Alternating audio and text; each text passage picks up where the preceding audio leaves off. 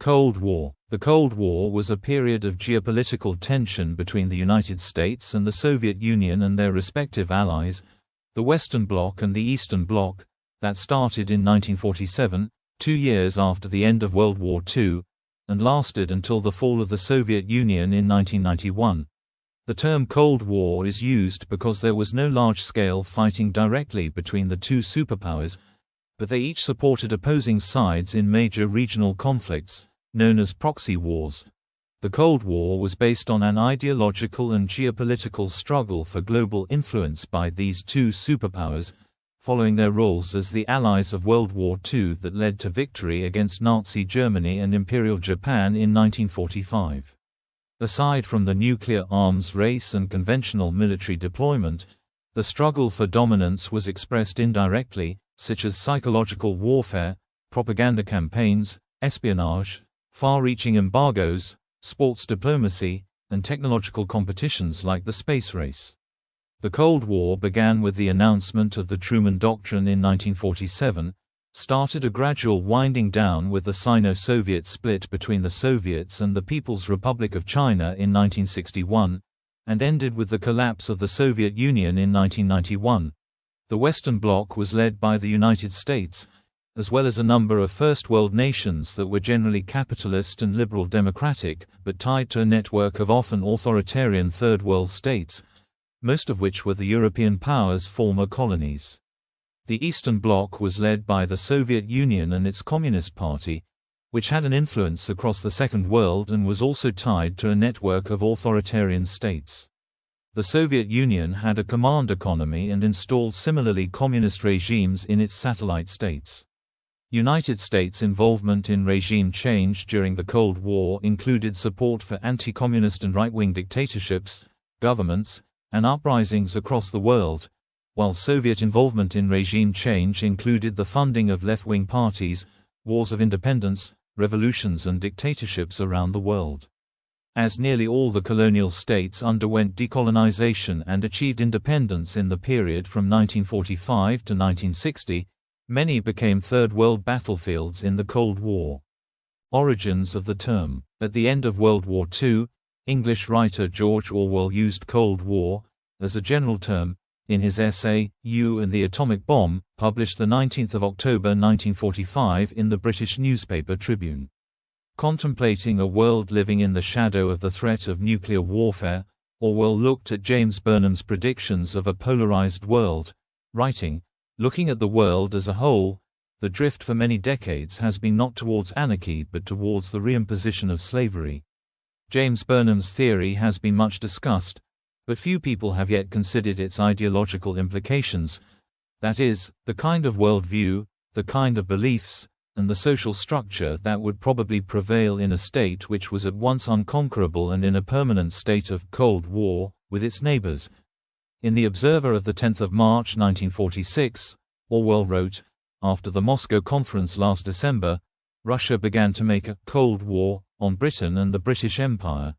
The first use of the term to describe the specific post-war geopolitical confrontation between the Soviet Union and the United States came in a speech by Bernard Baruch, an influential advisor to Democratic presidents, on 16 April 1947. The speech, written by journalist Herbert Bayard Swope, proclaimed, "Let us not be deceived. We are today in the midst of a Cold War." Newspaper columnist Walter Lippmann gave the term wide currency with his book The Cold War. When asked in 1947 about the source of the term, Lippmann traced it to a French term from the 1930s, la guerre froide.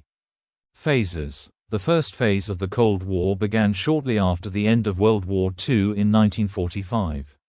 The United States and its Western European allies sought to strengthen their bonds and used the policy of containment against Soviet influence. They accomplished this most notably through the formation of NATO, which was essentially a defensive agreement in 1949. The Soviet Union countered with the Warsaw Pact in 1955, which had similar results with the Eastern Bloc. As by that time the Soviet Union already had an armed presence and political domination all over its eastern satellite states, the pact has been long considered superfluous. Although nominally a defensive alliance, The Warsaw Pact's primary function was to safeguard Soviet hegemony over its Eastern European satellites, with the Pact's only direct military actions having been the invasions of its own member states to keep them from breaking away. In the 1960s, the Pact evolved into a multilateral alliance, in which the non-Soviet Warsaw Pact members gained significant scope to pursue their own interests. In 1961, Soviet-allied East Germany constructed the Berlin Wall to prevent the citizens of East Berlin from fleeing to West Berlin, at the time part of United States-allied West Germany. Major crises of this phase included the Berlin Blockade of 1948–1949, the Chinese Communist Revolution of 1945–1949, the Korean War of 1950–1953, the Hungarian Revolution of 1956 and the Suez Crisis of that same year, the Berlin Crisis of 1961, the Cuban Missile Crisis of 1962, and the Vietnam War of 1964–1975. Both superpowers competed for influence in Latin America and the Middle East, and the decolonizing states of Africa, Asia, and Oceania. Following the Cuban Missile Crisis, the fourth phase of the Cold War saw the Sino-Soviet split. Between China and the Soviet Union's complicated relations within the communist sphere, leading to the Sino-Soviet border conflict, while France, a Western Bloc state, began to demand greater autonomy of action. The Warsaw Pact invasion of Czechoslovakia occurred to suppress the Prague Spring of 1968, while the United States experienced internal turmoil from the civil rights movement and opposition to United States involvement in the Vietnam War. In the 1960s–1970s, an international peace movement took root among citizens around the world. Movements against nuclear weapons testing and for nuclear disarmament took place, with large anti-war protests. By the 1970s, both sides had started making allowances for peace and security, ushering in a period of détente that saw the strategic arms limitation talks and the 1972 visit by Richard Nixon to China that opened relations with China as a strategic counterweight to the Soviet Union. A number of self-proclaimed Marxist-Leninist governments were formed in the second half of the 1970s in developing countries, including Angola, Mozambique, Ethiopia, Cambodia, Afghanistan, and Nicaragua. Détente collapsed at the end of the decade with the beginning of the Soviet-Afghan War in 1979. Beginning in the 1980s, the fifth phase of the Cold War was another period of elevated tension. The Reagan Doctrine led to increased diplomatic, military, and economic pressures on the Soviet Union, which at the time was undergoing the era of stagnation. The sixth phase of the Cold War saw the new Soviet leader Mikhail Gorbachev introducing the liberalizing reforms of glasnost, openness, and perestroika, reorganization, and ending Soviet involvement in Afghanistan in 1989. Pressures for national sovereignty grew stronger in Eastern Europe, and Gorbachev refused to further support the communist governments militarily. The fall of the Iron Curtain after the Pan-European picnic and the revolutions of 1989, which represented a peaceful revolutionary wave with the exception of the Romanian Revolution and the Afghan Civil War, 1989–1992, overthrew almost all of the Marxist-Leninist regimes of the Eastern Bloc. The Communist Party of the Soviet Union itself lost control in the country and was banned following the 1991 Soviet coup attempt that August. This in turn led to the formal dissolution of the Soviet Union in December 1991 and the collapse of communist governments across much of Africa and Asia. The Russian Federation became the Soviet Union's successor state, while many of the other republics emerged from the Soviet Union's collapse as fully independent post-Soviet states. The United States was left as the world's sole superpower. The Cold War has left a significant legacy. Its effects include references of the culture during the war, particularly with themes of espionage and the threat of nuclear warfare. The Cold War is generally followed by the categorization of international relations since 1989 and post-Cold War era to underline its impact. Background: the Cold War emerged from the breakdown of relations between two of the primary victors of World War II, the United States and Soviet Union, along with their respective allies in the Western Bloc and Eastern Bloc. This ideological and political rivalry solidified between 1945 to 49.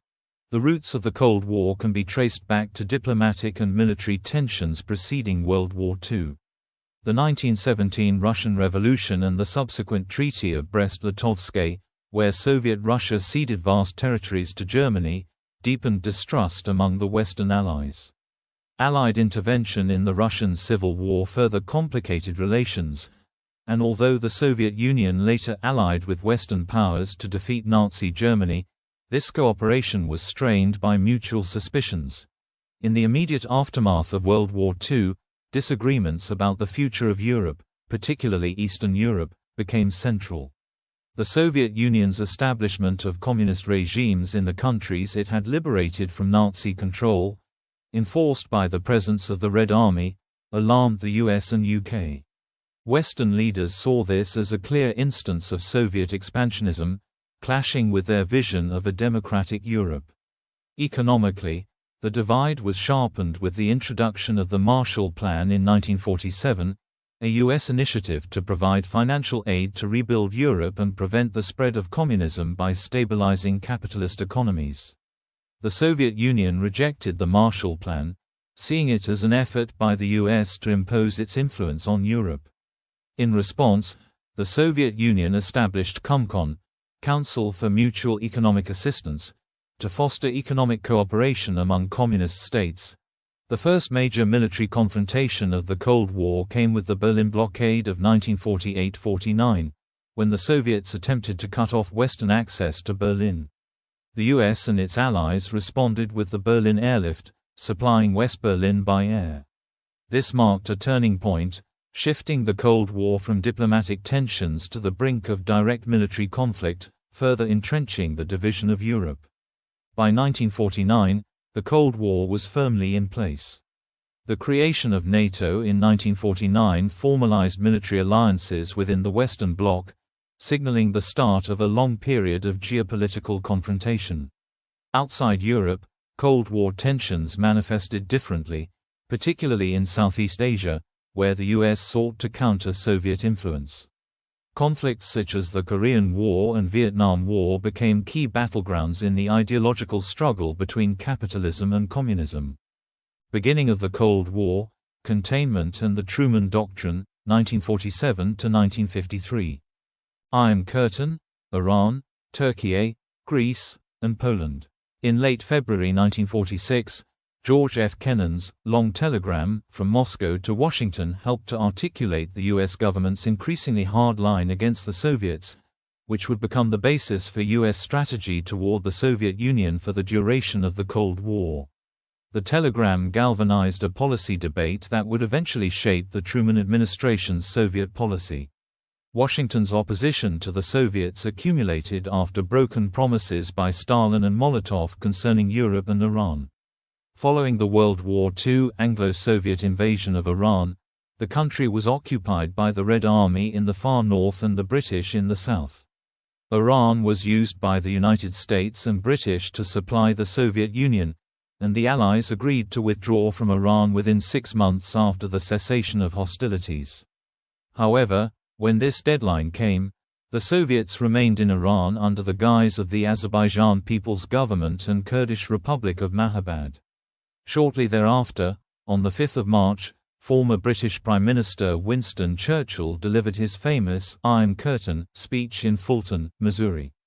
The speech called for an Anglo-American alliance against the Soviets, whom he accused of establishing an Iron Curtain dividing Europe from Stettin in the Baltic to Trieste in the Adriatic. A week later, on the 13th of March, Stalin responded vigorously to the speech, saying that Churchill could be compared to Adolf Hitler insofar as he advocated the racial superiority of English-speaking nations so that they could satisfy their hunger for world domination, and that such a declaration was a call for war on the USSR.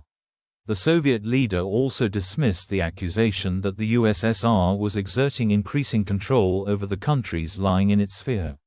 He argued that there was nothing surprising in the fact that the Soviet Union, anxious for its future safety, trying to see to it that governments loyal in their attitude to the Soviet Union should exist in these countries, Soviet territorial demands to Turkey regarding the Dardanelles in the Turkish Straits crisis and Black Sea border disputes were also a major factor in increasing tensions. In September, the Soviet side produced the Novikov telegram, sent by the Soviet ambassador to the US but commissioned and co-authored by Vyacheslav Molotov.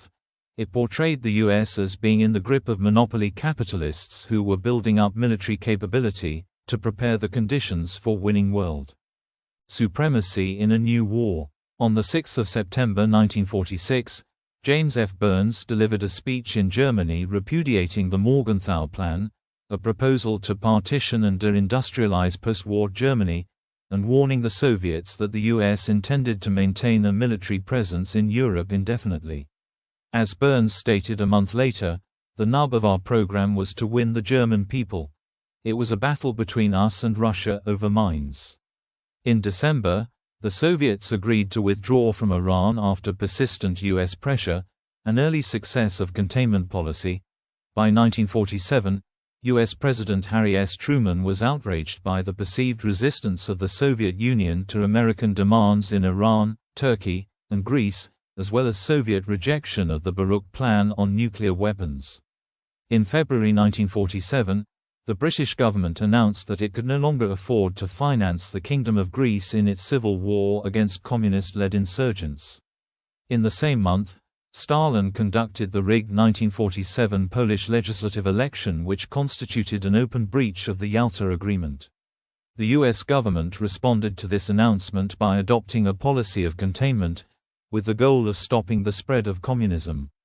Truman delivered a speech calling for the allocation of $400 million to intervene in the war and unveiled the Truman Doctrine, which framed the conflict as a contest between free peoples and totalitarian regimes. American policymakers accused the Soviet Union of conspiring against the Greek royalists in an effort to expand Soviet influence, even though Stalin had told the Communist Party to cooperate with the British-backed government. The insurgents were helped by Josip Broz Tito's Socialist Federal Republic of Yugoslavia against Stalin's wishes.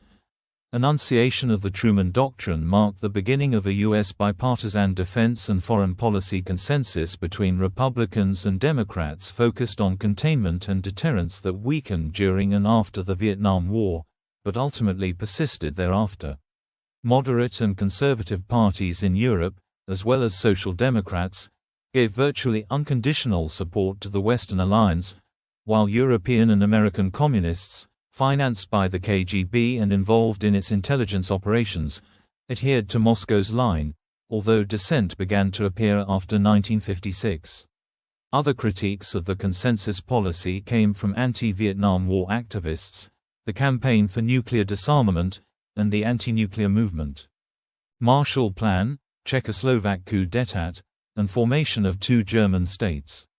In early 1947, France, Britain and the United States unsuccessfully attempted to reach an agreement with the Soviet Union for a plan envisioning an economically self-sufficient Germany, including a detailed accounting of the industrial plants, goods and infrastructure already taken by the Soviets. In June 1947, in accordance with the Truman Doctrine, the United States enacted the Marshall Plan, a pledge of economic assistance for all European countries willing to participate, including the Soviet Union. Under the plan, which President Harry S. Truman signed on 3 April 1948, the U.S. government gave to Western European countries over $13 billion, equivalent to $189.39 billion in 2016, to rebuild the economy of Europe. Later, the program led to the creation of the OECD. The plan's aim was to rebuild the democratic and economic systems of Europe and to counter perceived threats to the European balance of power, such as communist parties seizing control through revolutions or elections. The plan also stated that European prosperity was contingent upon German economic recovery. 1 month later, Truman signed the National Security Act of 1947, creating a unified Department of Defense, the Central Intelligence Agency, CIA, and the National Security Council, NSC. These would become the main bureaucracies for U.S. defense policy in the Cold War. Stalin believed that economic integration with the West would allow Eastern Bloc countries to escape Soviet control, and that the US was trying to buy a pro-US realignment of Europe. Stalin therefore prevented Eastern Bloc nations from receiving Marshall Plan aid. The Soviet Union's alternative to the Marshall Plan, which was purported to involve Soviet subsidies and trade with Central and Eastern Europe, became known as the Molotov Plan, later institutionalized in January 1949 as the Council for Mutual Economic Assistance. Stalin was also fearful of a reconstituted Germany. His vision of a post-war Germany did not include the ability to rearm or pose any kind of threat to the Soviet Union. In early 1948, following reports of strengthening reactionary elements, Czech communists executed a coup d'état in Czechoslovakia, resulting in the formation of the Czechoslovak Socialist Republic, 9 May 1948, the only Eastern Bloc state that the Soviets had permitted to retain democratic structures. The public brutality of the coup shocked Western powers more than any event up to that point, set in motion a brief scare that war would occur, and swept away the last vestiges of opposition to the Marshall Plan in the United States Congress. In an immediate aftermath of the crisis, the London Six Power Conference was held, resulting in the Soviet boycott of the Allied Control Council and its incapacitation, an event marking the beginning of the full-blown Cold War and the end of its prelude, as well as ending any hopes at the time for a single German government and leading to formation in 1949 of the Federal Republic of Germany and German Democratic Republic. Open hostility and escalation, 1948 to 1962. The twin policies of the Truman Doctrine and the Marshall Plan led to billions in economic and military aid for Western Europe, Greece, and Turkey. With the U.S. assistance, the Greek military won its civil war. Under the leadership of Alcide de Gasperi, the Italian Christian Democrats defeated the powerful Communist-Socialist Alliance in the elections of 1948. Espionage. All major powers engaged in espionage, using a great variety of spies, double agents, moles, and new technologies such as the tapping of telephone cables. The Soviet KGB, Committee for State Security, the bureau responsible for foreign espionage and internal surveillance, was famous for its effectiveness. The most famous Soviet operation involved its atomic spies that delivered crucial information from the United States Manhattan Project, leading the USSR to detonate its first nuclear weapon in 1949, 4 years after the American detonation and much sooner than expected. A massive network of informants throughout the Soviet Union was used to monitor dissent from official Soviet politics and morals. Although to an extent disinformation had always existed, the term itself was invented, and the strategy formalized by a black propaganda department of the Soviet KGB. Based on the amount of top-secret Cold War archival information that has been released, historian Raymond L. Garthoff concludes there probably was parity in the quantity and quality of secret information obtained by each side.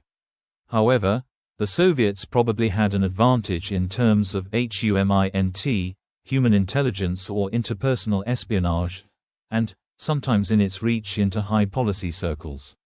In terms of decisive impact, however, he concludes, according to historian Robert L. Benson, Washington's forte was signals, intelligence, the procurement and analysis of coded foreign messages, leading to the Venona Project or Venona Intercepts, which monitored the communications of Soviet intelligence agents. Moynihan wrote that the Venona Project contained overwhelming proof of the activities of Soviet spy networks in America, complete with names, dates, places, and deeds. The Venona Project was kept highly secret even from policymakers until the Moynihan Commission in 1995. Despite this, the decryption project had already been betrayed and dispatched to the USSR by Kim Philby and Bill Weisband in 1946, as was discovered by the US by 1950. Nonetheless, the Soviets had to keep their discovery of the program secret, too, and continued leaking their own information, some of which was still useful to the American program. According to Moynihan, even President Truman may not have been fully informed of Venona, which may have left him unaware of the extent of Soviet espionage. Clandestine atomic spies from the Soviet Union, who infiltrated the Manhattan Project at various points during World War II, played a major role in increasing tensions that led to the Cold War. In addition to usual espionage, the Western agencies paid special attention to debriefing Eastern Bloc defectors.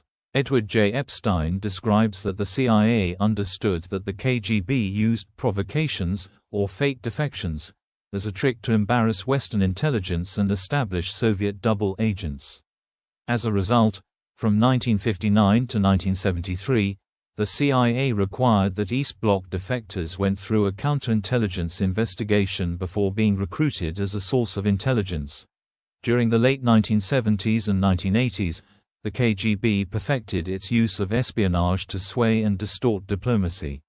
Active measures were clandestine operations designed to further Soviet foreign policy goals, consisting of disinformation, forgeries, leaks to foreign media, and the channeling of aid to militant groups. Retired KGB Major General Oleg Kalugin, former head of foreign counterintelligence for the KGB, 1973 to 1979, described active measures as the heart and soul of Soviet intelligence. During the Sino-Soviet split, spy wars also occurred between the USSR and PRC. Cominform and the Tito-Stalin split. In September 1947, the Soviets created Cominform to impose orthodoxy within the international communist movement and tighten political control over Soviet satellites through coordination of communist parties in the Eastern Bloc.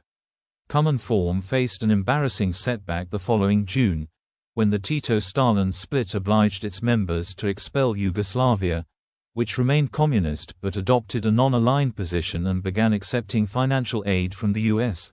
Besides Berlin, the status of the city of Trieste was at issue. Until the break between Tito and Stalin, the Western powers and the Eastern Bloc faced each other uncompromisingly. In addition to capitalism and communism, Italians and Slovenes, monarchists and republicans as well as war winners and losers often faced each other irreconcilably. The neutral buffer state Free Territory of Trieste, founded in 1947 with the United Nations, was split up and dissolved in 1954 and 1975, also because of the détente between the West and Tito. Berlin blockade and airlift. The US and Britain merged their Western German occupation zones into Bizone, the 1st of January 1947, later Trizone, with the addition of France's zone, April 1949. As part of the economic rebuilding of Germany, in early 1948, representatives of a number of Western European governments and the United States announced an agreement for a merger of Western German areas into a federal governmental system.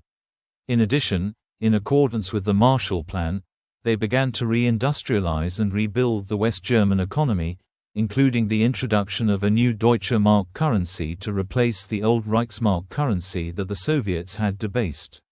The US had secretly decided that a unified and neutral Germany was undesirable, with Walter Bedell Smith telling General Eisenhower, "In spite of our announced position, we really do not want nor intend to accept German unification on any terms that the Russians might agree to, even though they seem to meet most of our requirements." Shortly thereafter, Stalin instituted the Berlin Blockade, June 1948 to May 1949, one of the first major crises of the Cold War, preventing Western food, materials and supplies from arriving in the West Germany's exclave of West Berlin. The United States, primarily Britain, France, Canada, Australia, New Zealand, and several other countries began the massive Berlin Airlift, supplying West Berlin with food and other provisions despite Soviet threats. The Soviets mounted a public relations campaign against the policy change. Once again, the East Berlin Communists attempted to disrupt the Berlin municipal elections, as they had done in the 1946 elections, which were held on 5 December 1948 and produced a turnout of 86.3% and an overwhelming victory for the non-communist parties. The results effectively divided the city into East and West, the latter comprising US, British and French sectors. 300,000 Berliners demonstrated and urged the international airlift to continue, and U.S. Air Force pilot Gail Halvorson created Operation Vittles, which supplied candy to German children. The airlift was as much a logistical as a political and psychological success for the West. It firmly linked West Berlin to the United States. In May 1949, Stalin backed down and lifted the blockade. In 1952, Stalin repeatedly proposed a plan to unify East and West Germany under a single government chosen in elections supervised by the United Nations, if the new Germany were to stay out of Western military alliances, but this proposal was turned down by the Western powers. Some sources dispute the sincerity of the proposal. Beginnings of NATO and Radio Free Europe. Britain, France, the United States, Canada and 8 other Western European countries signed the North Atlantic Treaty of April 1949, establishing the North Atlantic Treaty Organization, NATO. That August, the first Soviet atomic device was detonated in Semipalatinsk, Kazakh SSR.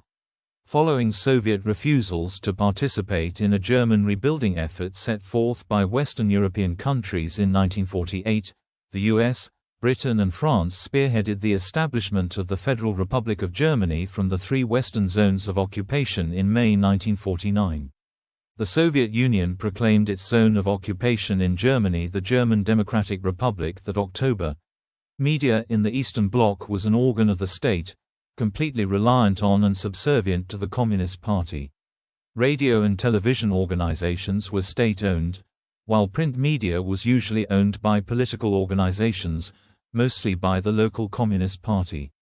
Soviet radio broadcasts used Marxist rhetoric to attack capitalism, emphasizing themes of labor exploitation, imperialism and warmongering. Along with the broadcasts of the BBC and the Voice of America to Central and Eastern Europe, a major propaganda effort begun in 1949 was Radio Free Europe, Radio Liberty, dedicated to bringing about the peaceful demise of the communist system in the Eastern Bloc. Radio Free Europe attempted to achieve these goals by serving as a surrogate home radio station, an alternative to the controlled and party-dominated domestic press in the Soviet bloc. Radio Free Europe was a product of some of the most prominent architects of America's early Cold War strategy, especially those who believed that the Cold War would eventually be fought by political rather than military means, such as George F. Kennan. Soviet and Eastern Bloc authorities used various methods to suppress Western broadcasts, including radio jamming. American policymakers, including Kennan and John Foster Dulles, acknowledged that the Cold War was in its essence a war of ideas. The United States, acting through the CIA, funded a long list of projects to counter the communist appeal among intellectuals in Europe and the developing world. The CIA also covertly sponsored a domestic propaganda campaign called Crusade for Freedom. German rearmament. The rearmament of West Germany was achieved in the early 1950s. Its main promoter was Konrad Adenauer, the Chancellor of West Germany, with France the main opponent. Washington had the decisive voice. It was strongly supported by the Pentagon, the U.S. military leadership, and weakly opposed by President Truman. The State Department was ambivalent. The outbreak of the Korean War in June 1950 changed the calculations and Washington now gave full support. That also involved naming Dwight D. Eisenhower in charge of NATO forces and sending more American troops to West Germany. There was a strong promise that West Germany would not develop nuclear weapons. Widespread fears of another rise of German militarism necessitated the new military to operate within an alliance framework under NATO command. In 1955, Washington secured full German membership of NATO. In May 1953, Lavrenti Beria, by then in a government post, had made an unsuccessful proposal to allow the reunification of a neutral Germany to prevent West Germany's incorporation into NATO. But his attempts were cut short after he was executed several months later during a Soviet power struggle. The events led to the establishment of the Bundeswehr, the West German military, in 1955. Chinese Civil War, SEATO, and NSC-68. In 1949, Mao Zedong's People's Liberation Army defeated Chiang Kai-shek's United States-backed Kuomintang, KMT, nationalist government in China. The KMT-controlled territory was now restricted to the island of Taiwan, the nationalist government of which exists to this day. The Kremlin promptly created an alliance with the newly formed People's Republic of China. According to Norwegian historian Odd Arne Westad, the Communists won the Civil War because they made fewer military mistakes than Chiang Kai-shek made, and because in his search for a powerful centralized government, Chiang antagonized too many interest groups in China. Moreover, his party was weakened during the war against Japan. Meanwhile, the Communists told different groups, such as the peasants, exactly what they wanted to hear, and they cloaked themselves under the cover of Chinese nationalism. Confronted with the Communist Revolution in China and the end of the American atomic monopoly in 1949, the Truman administration quickly moved to escalate and expand its containment doctrine. In NSC 68, a secret 1950 document, the National Security Council proposed reinforcing pro-Western alliance systems and quadrupling spending on defense. Truman, under the influence of advisor Paul Nitze, saw containment as implying complete rollback of Soviet influence in all its forms. United States officials moved to expand this version of containment into Asia, Africa, and Latin America, in order to counter revolutionary nationalist movements, often led by communist parties financed by the USSR. In this way, this US would exercise preponderant power, oppose neutrality, and establish global hegemony. In the early 1950s, a period sometimes known as the Pactomania, the US formalized a series of alliances with Japan, a former World War II enemy, South Korea, Taiwan, Australia, New Zealand, Thailand and the Philippines, notably ANZUS in 1951 and SEATO in 1954, thereby guaranteeing the United States a number of long-term military bases. Korean War. One of the more significant examples of the implementation of containment was the United Nations US-led intervention in the Korean War. In June 1950, after years of mutual hostilities, Kim Il-sung's North Korean People's Army invaded South Korea at the 38th parallel. Stalin had been reluctant to support the invasion but ultimately sent advisors. To Stalin's surprise, the United Nations Security Council Resolution 82 and 83 backed the defense of South Korea, although the Soviets were then boycotting meetings in protest of the fact that Taiwan, Republic of China, not the People's Republic of China, held a permanent seat on the council.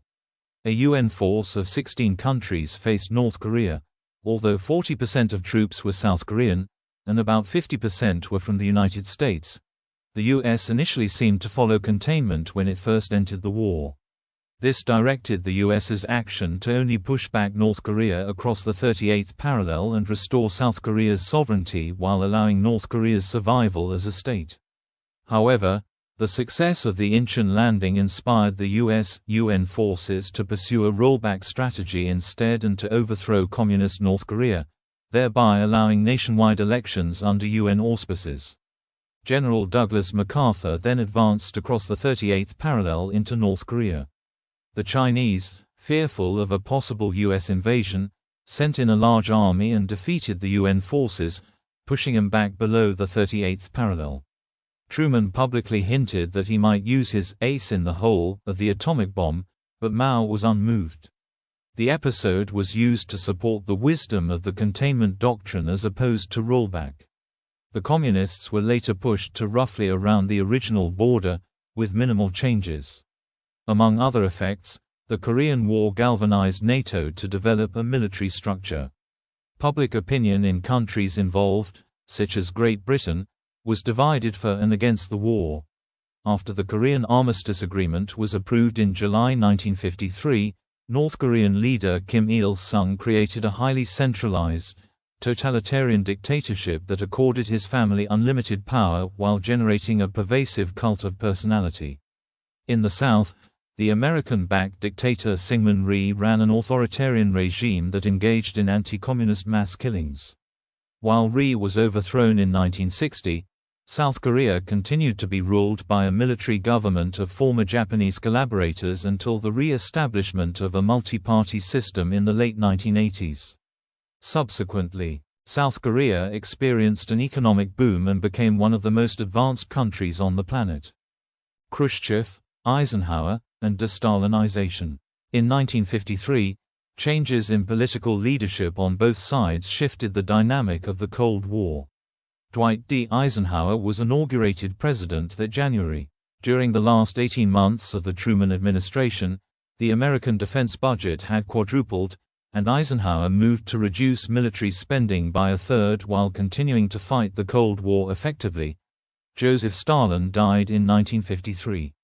Without a mutually agreeable successor, the highest Communist Party officials initially opted to rule the Soviet Union jointly through a troika headed by Georgy Malenkov.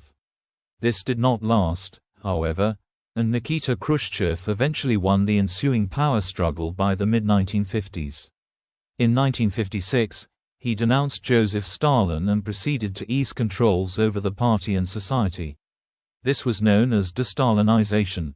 On 18 November 1956, while addressing Western dignitaries at a reception in Moscow's Polish embassy, Khrushchev infamously declared, "Whether you like it or not, history is on our side. We will bury you," shocking everyone present.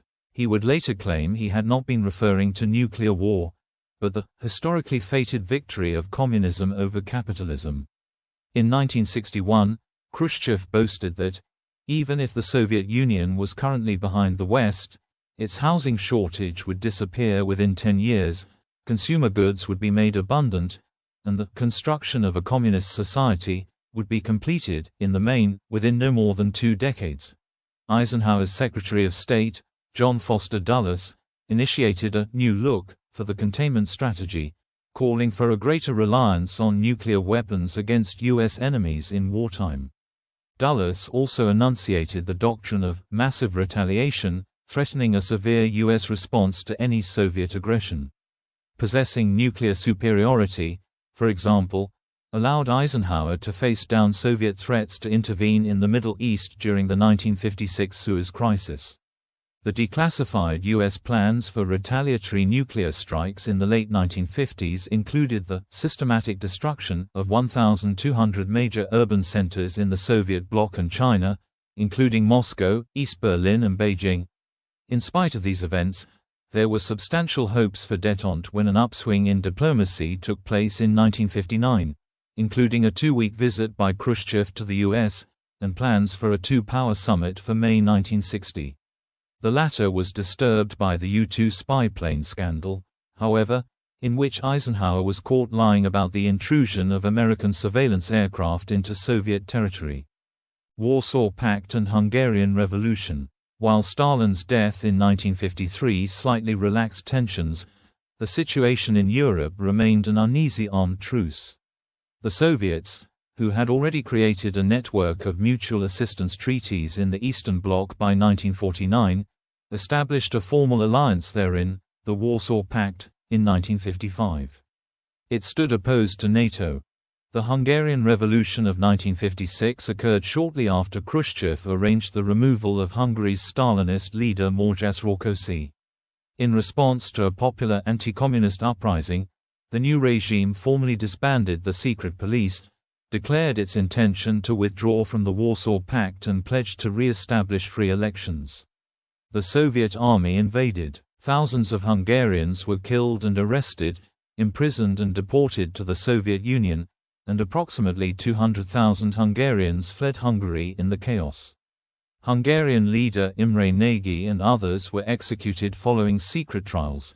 From 1957 through 1961, Khrushchev openly and repeatedly threatened the West with nuclear annihilation. He claimed that Soviet missile capabilities were far superior to those of the United States, capable of wiping out any American or European city. According to John Lewis Gaddis, Khrushchev rejected Stalin's belief in the inevitability of war, however. The new leader declared his ultimate goal was peaceful coexistence. In Khrushchev's formulation, peace would allow capitalism to collapse on its own, as well as giving the Soviets time to boost their military capabilities, which remained for decades until Gorbachev's later, new thinking, envisioning peaceful coexistence as an end in itself rather than a form of class struggle.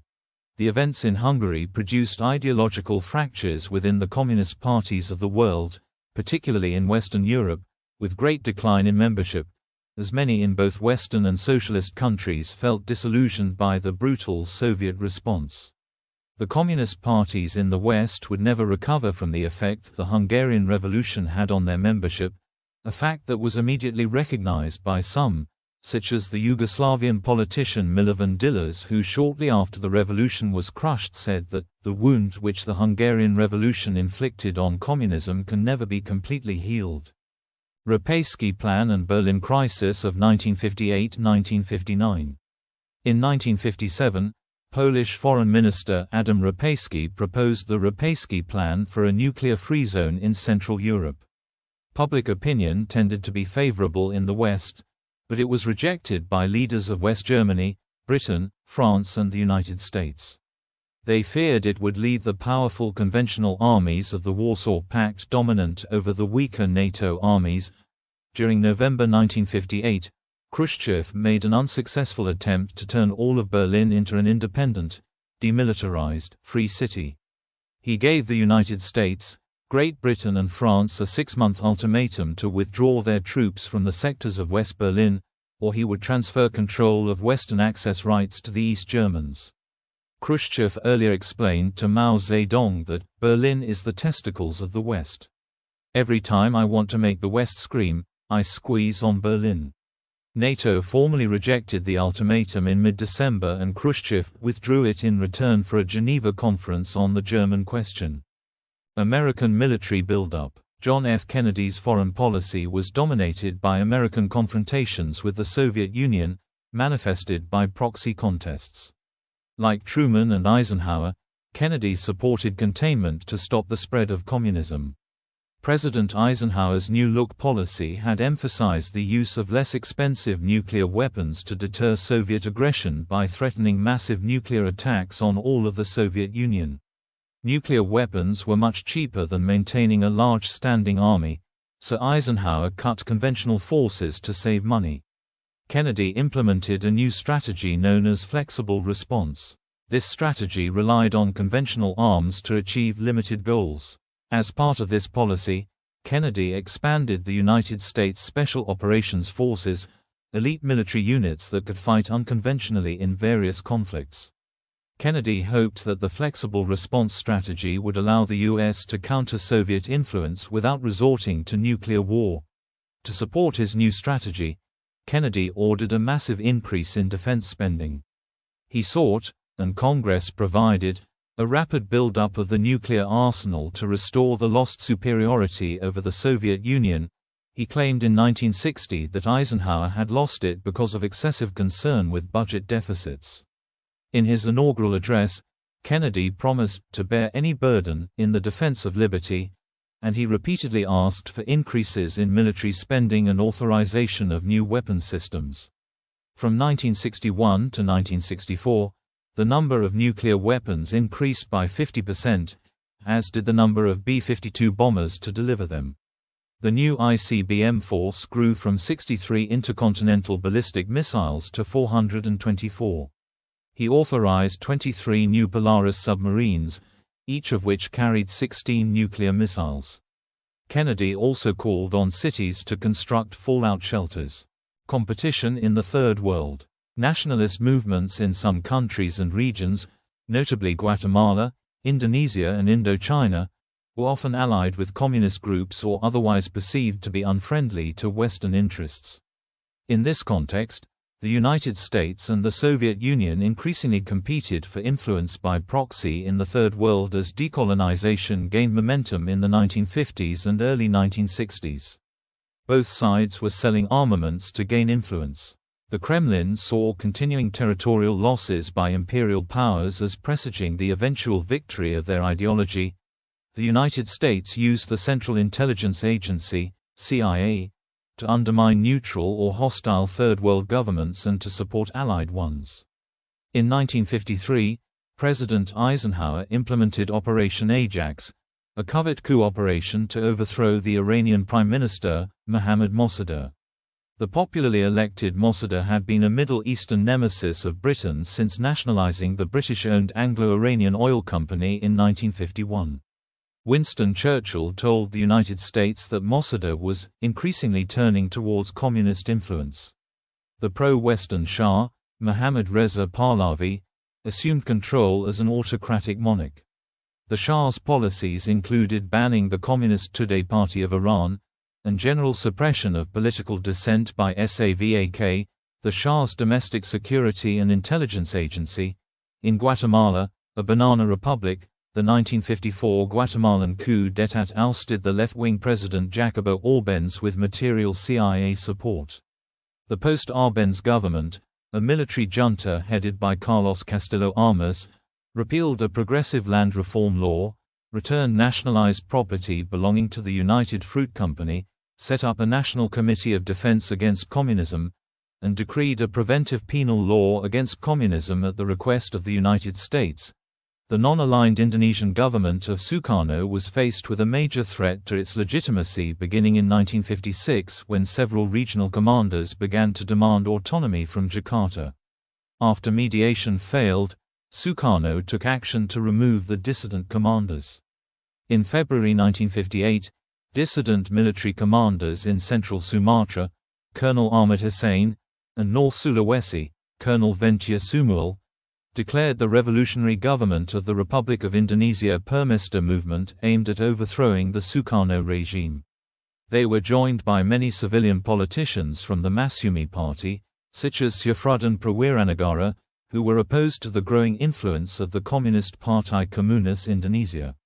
Due to their anti-communist rhetoric, the rebels received arms, funding, and other covert aid from the CIA until Alan Lawrence Pope, an American pilot, was shot down after a bombing raid on government-held Ambon. In April 1958, the central government responded by launching airborne and seaborne military invasions of rebel strongholds at Padang and Manado. By the end of 1958, the rebels were militarily defeated, and the last remaining rebel guerrilla bands surrendered by August 1961. In the Republic of the Congo, also known as Congo-Leopoldville, newly independent from Belgium since June 1960, the Congo crisis erupted on 5 July, leading to the secession of the regions Katanga and South Kasai. CIA-backed President Joseph Kasa-Vubu ordered the dismissal of the democratically elected Prime Minister Patrice Lumumba and the Lumumba cabinet in September over massacres by the armed forces during the invasion of South Kasai and for involving Soviets in the country. Later, the CIA-backed Colonel Mobutu Sese Seko quickly mobilized his forces to seize power through a military coup d'état, and worked with Western intelligence agencies to imprison Lumumba and hand him over to Katangan authorities, who executed him by firing squad. In British Guiana, the leftist People's Progressive Party (PPP) candidate Chethi Jagan won the position of chief minister in a colonially administered election in 1953, but was quickly forced to resign from power after Britain's suspension of the still dependent nation's constitution. Embarrassed by the landslide electoral victory of Jagan's allegedly Marxist party, the British imprisoned the PPP's leadership and maneuvered the organization into a divisive rupture in 1955, engineering a split between Jagan and his PPP colleagues. Jagan again won the colonial elections in 1957 and 1961, despite Britain's shift to a reconsideration of its view of the left-wing Jagan as a Soviet-style communist at this time. The United States pressured the British to withhold Guyana's independence until an alternative to Jagan could be identified, supported, and brought into office. Worn down by the Communist guerrilla war for Vietnamese independence and handed a watershed defeat by Communist Viet Minh rebels at the 1954 Battle of Dien Bien Phu, the French accepted a negotiated abandonment of their colonial stake in Vietnam. In the Geneva Conference, peace accords were signed, leaving Vietnam divided between a pro-Soviet administration in North Vietnam and a pro-Western administration in South Vietnam at the 17th parallel north. Between 1954 and 1961, Eisenhower's United States sent economic aid and military advisors to strengthen South Vietnam's pro-Western government against communist efforts to destabilize it. Many emerging nations of Asia, Africa, and Latin America rejected the pressure to choose sides in the East-West competition. In 1955, at the Bandung Conference in Indonesia, dozens of Third World governments resolved to stay out of the Cold War. The consensus reached at Bandung culminated with the creation of the Belgrade-headquartered non-aligned movement in 1961. Meanwhile, Khrushchev broadened Moscow's policy to establish ties with India and other key neutral states. Independence movements in the Third World transformed the post-war order into a more pluralistic world of decolonized African and Middle Eastern nations and of rising nationalism in Asia and Latin America. Sino-Soviet split. After 1956, the Sino-Soviet alliance began to break down. Mao had defended Stalin when Khrushchev criticized him in 1956 and treated the new Soviet leader as a superficial upstart, accusing him of having lost his revolutionary edge. For his part, Khrushchev, disturbed by Mao's glib attitude toward nuclear war, referred to the Chinese leader as a lunatic on a throne. After this, Khrushchev made many desperate attempts to reconstitute the Sino-Soviet alliance, but Mao considered it useless and denied any proposal. The Chinese-Soviet animosity spilled out in an intra-communist propaganda war. Further on, the Soviets focused on a bitter rivalry with Mao's China for leadership of the global communist movement. Historian Lorenz M. Luthi argues, space race. On the nuclear weapons front, the United States and the Soviet Union pursued nuclear rearmament and developed long-range weapons with which they could strike the territory of the other. In August 1957, the Soviets successfully launched the world's first intercontinental ballistic missile, ICBM, and in October they launched the first Earth satellite, Sputnik 1. The launch of Sputnik inaugurated the space race. This led to the Apollo moon landings by the United States, which astronaut Frank Borman later described as just a battle in the Cold War. The public's reaction in the Soviet Union was mixed. The Soviet government limited the release of information about the lunar landing, which affected the reaction. A portion of the populace did not give it any attention, and another portion was angered by it. A major Cold War element of the space race was satellite reconnaissance, as well as signals intelligence to gauge which aspects of the space programs had military capabilities. Later, however, the US and USSR pursued some cooperation in space as part of détente, such as Apollo-Soyuz. Aftermath of the Cuban Revolution.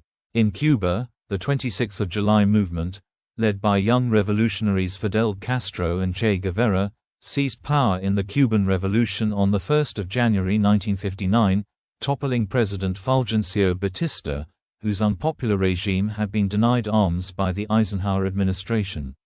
Although Fidel Castro's first refused to categorize his new government as socialist and repeatedly denying being a communist, Castro appointed Marxists to senior government and military positions.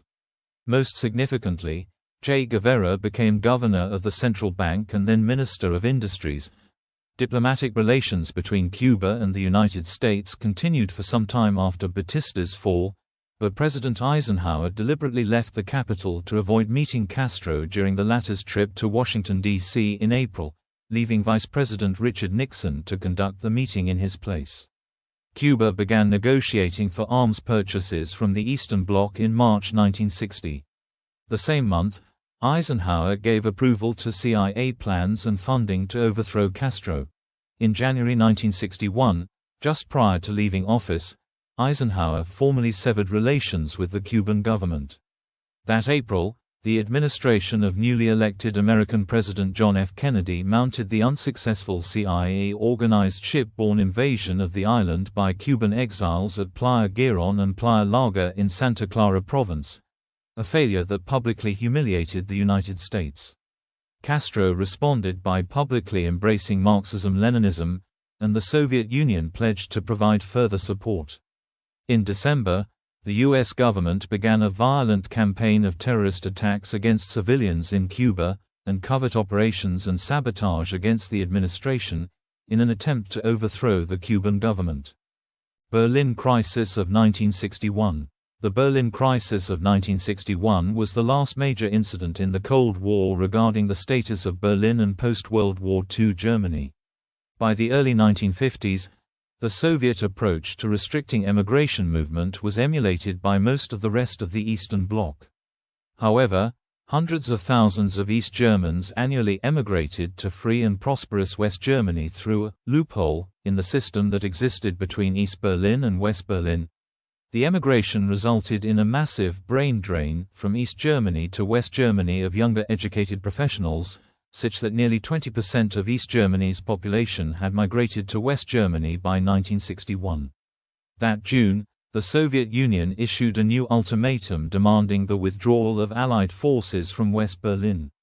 The request was rebuffed, but the United States now limited its security guarantees to West Berlin. On 13 August, East Germany erected a barbed wire barrier that would eventually be expanded through construction into the Berlin Wall, effectively closing the loophole and preventing its citizens from fleeing to the west. Cuban Missile Crisis and Khrushchev's ousting. The Kennedy administration continued seeking ways to oust Castro following the Bay of Pigs invasion, experimenting with various ways of covertly facilitating the overthrow of the Cuban government. Significant hopes were pinned on the program of terrorist attacks and other destabilization operations known as Operation Mongoose, that was devised under the Kennedy administration in 1961. Khrushchev learned of the project in February 1962, and preparations to install Soviet nuclear missiles in Cuba were undertaken in response. Alarmed, Kennedy considered various reactions. He ultimately responded to the installation of nuclear missiles in Cuba with a naval blockade, and he presented an ultimatum to the Soviets. Khrushchev backed down from a confrontation, and the Soviet Union removed the missiles in return for a public American pledge not to invade Cuba again, as well as a covert deal to remove U.S. missiles from Turkey. Castro later admitted that, "I would have agreed to the use of nuclear weapons. We took it for granted that it would become a nuclear war anyway, and that we were going to disappear." The Cuban Missile Crisis, October to November 1962, brought the world closer to nuclear war than ever before. The aftermath led to efforts in the nuclear arms race at nuclear disarmament and improving relations, although the Cold War's first arms control agreement, the Antarctic Treaty, had come into force in 1961. The compromise embarrassed Khrushchev and the Soviet Union because the withdrawal of U.S. missiles from Italy and Turkey was a secret deal between Kennedy and Khrushchev, and the Soviets were seen as retreating from circumstances that they had started. In 1964, Khrushchev's Kremlin colleagues managed to oust him, but allowed him a peaceful retirement. He was accused of rudeness and incompetence, and John Lewis Gaddis argues that he was also blamed with ruining Soviet agriculture, bringing the world to the brink of nuclear war, and becoming an international embarrassment when he authorized construction of the Berlin Wall. According to Dobrynin, the top Soviet leadership took the Cuban outcome as a blow to its prestige bordering on humiliation. From confrontation to détente, 1962 to 1979. In the course of the 1960s and 1970s, Cold War participants struggled to adjust to a new, more complicated pattern of international relations in which the world was no longer divided into two clearly opposed blocs. From the beginning of the post-war period, with American help, Western Europe and Japan rapidly recovered from the destruction of World War II and sustained strong economic growth through the 1950s and 1960s, with per capita GDPs approaching those of the United States, while Eastern Bloc economies stagnated. The Vietnam War descended into a quagmire for the United States, leading to a decline in international prestige and economic stability, derailing arms agreements, and provoking domestic unrest. America's withdrawal from the war led it to embrace a policy of détente with both China and the Soviet Union. In the 1973 oil crisis, Organization of Petroleum Exporting Countries, OPEC, cut their petroleum output. This raised oil prices and hurt Western economies, but helped the Soviet Union by generating a huge flow of money from its oil sales.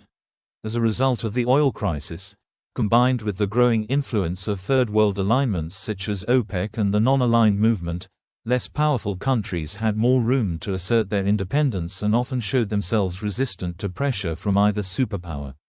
Meanwhile, Moscow was forced to turn its attention inward to deal with the Soviet Union's deep-seated domestic economic problems. During this period, Soviet leaders such as Leonid Brezhnev and Alexei Kosygin embraced the notion of détente. Vietnam War. Under President John F. Kennedy, U.S. troop levels in Vietnam grew under the Military Assistance Advisory Group program from just under 1,000 in 1959 to 16,000 in 1963.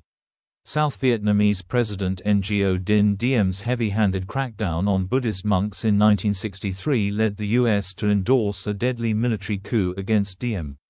The war escalated further in 1964 following the controversial Gulf of Tonkin incident, in which a U.S. destroyer was alleged to have clashed with North Vietnamese fast attack craft.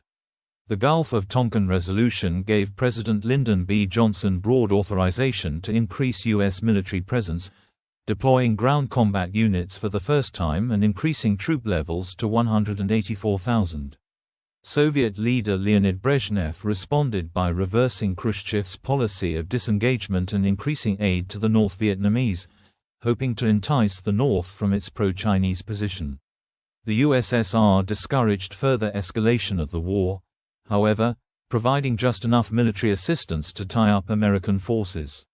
From this point, the People's Army of Vietnam, PAVN, also known as the North Vietnamese Army, NVA, engaged in more conventional warfare with U.S. and South Vietnamese forces.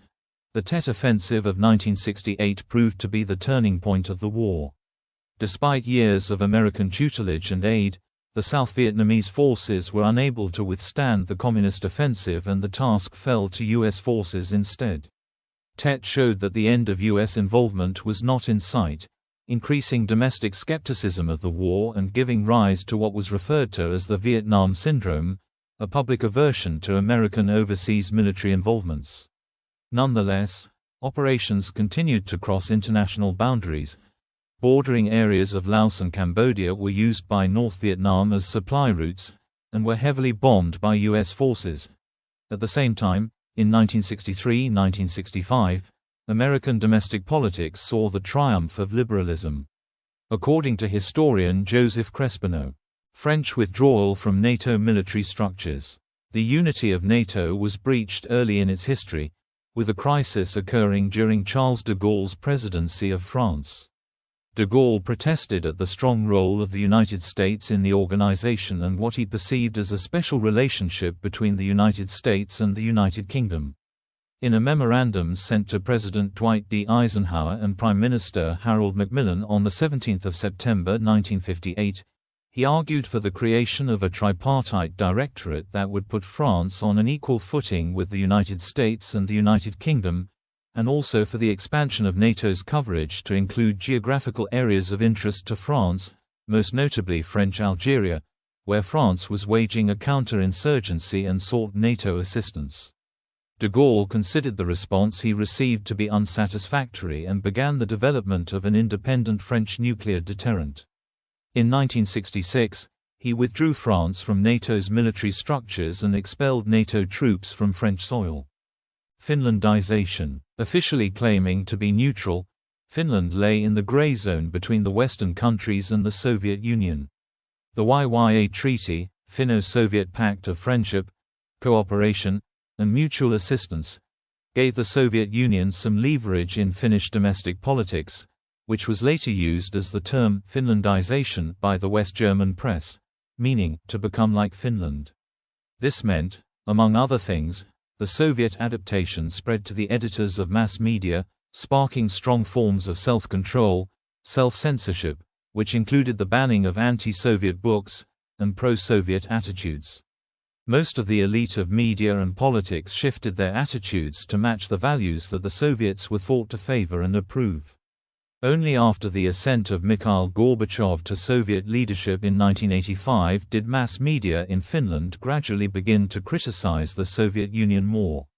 When the Soviet Union allowed non-communist governments to take power in Eastern Europe, Gorbachev suggested they could look to Finland as an example to follow. For West German conservative politicians, especially the Bavarian Prime Minister Franz Josef Strauss, the case of Finlandization served as a warning, for example, about how a great power dictates its much smaller neighbor in its internal affairs and the neighbor's independence becomes formal. During the Cold War, Finlandization was seen not only in Bavaria, but also in Western intelligence services as a threat that completely free states had to be warned about in advance. To combat Finlandization, propaganda books and newspaper articles were published through CIA-funded research institutes and media companies, which denigrated Finnish neutrality policy and its pro-Soviet president Urho Kekkonen. This was one factor in making room for the East-West espionage on Finnish soil between the two great powers.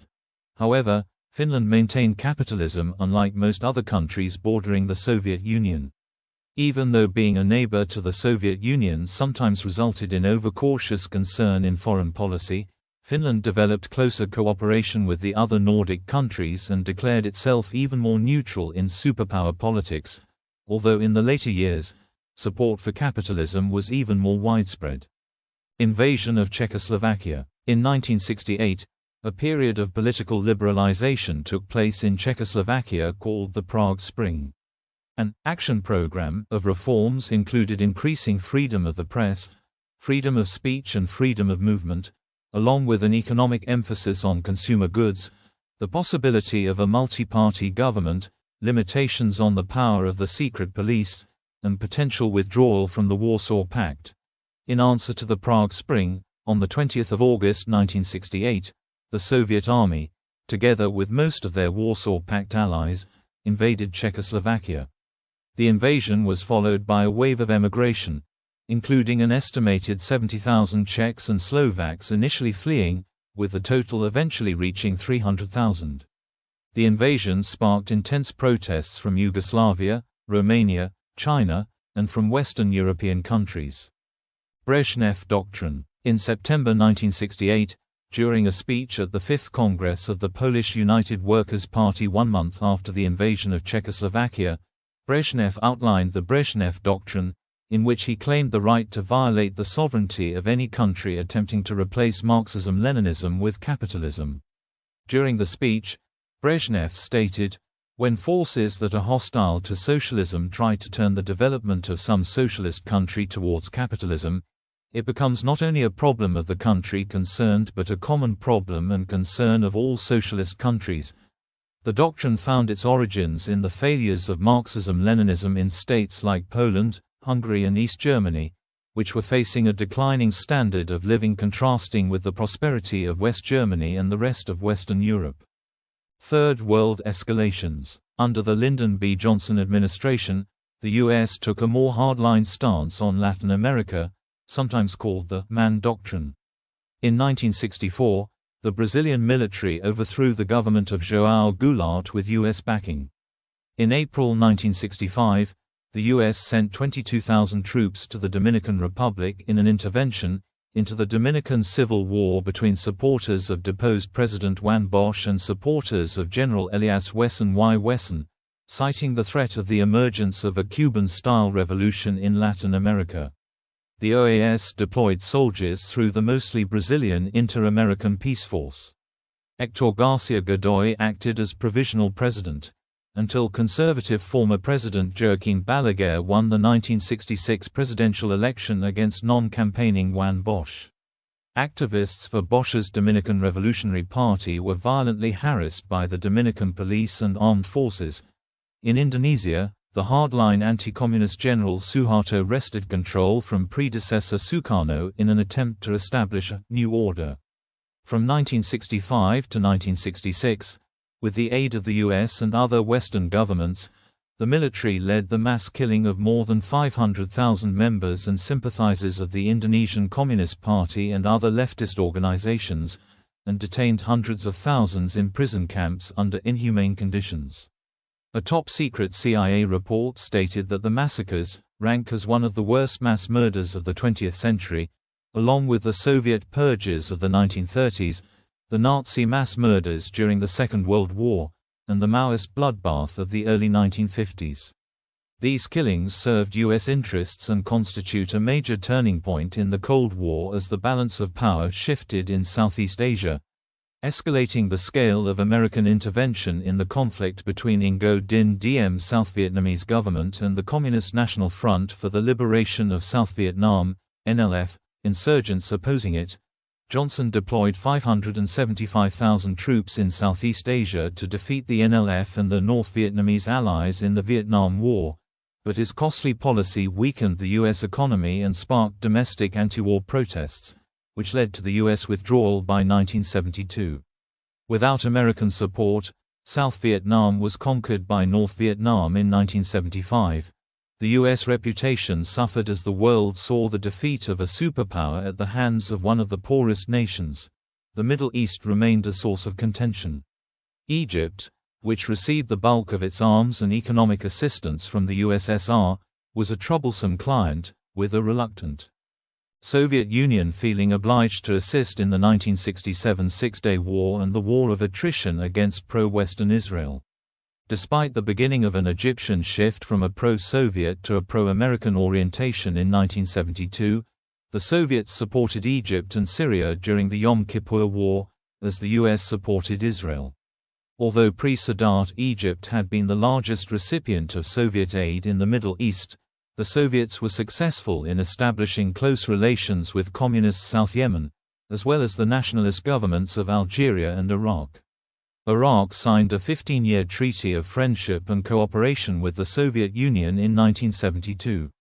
According to Charles R. H. Tripp, the treaty upset the U.S.-sponsored security system established as part of the Arab Cold War. It appeared that any enemy of the Baghdad regime was a potential ally of the United States. In response, the U.S. covertly financed Kurdish rebels during the Second Iraqi-Kurdish War.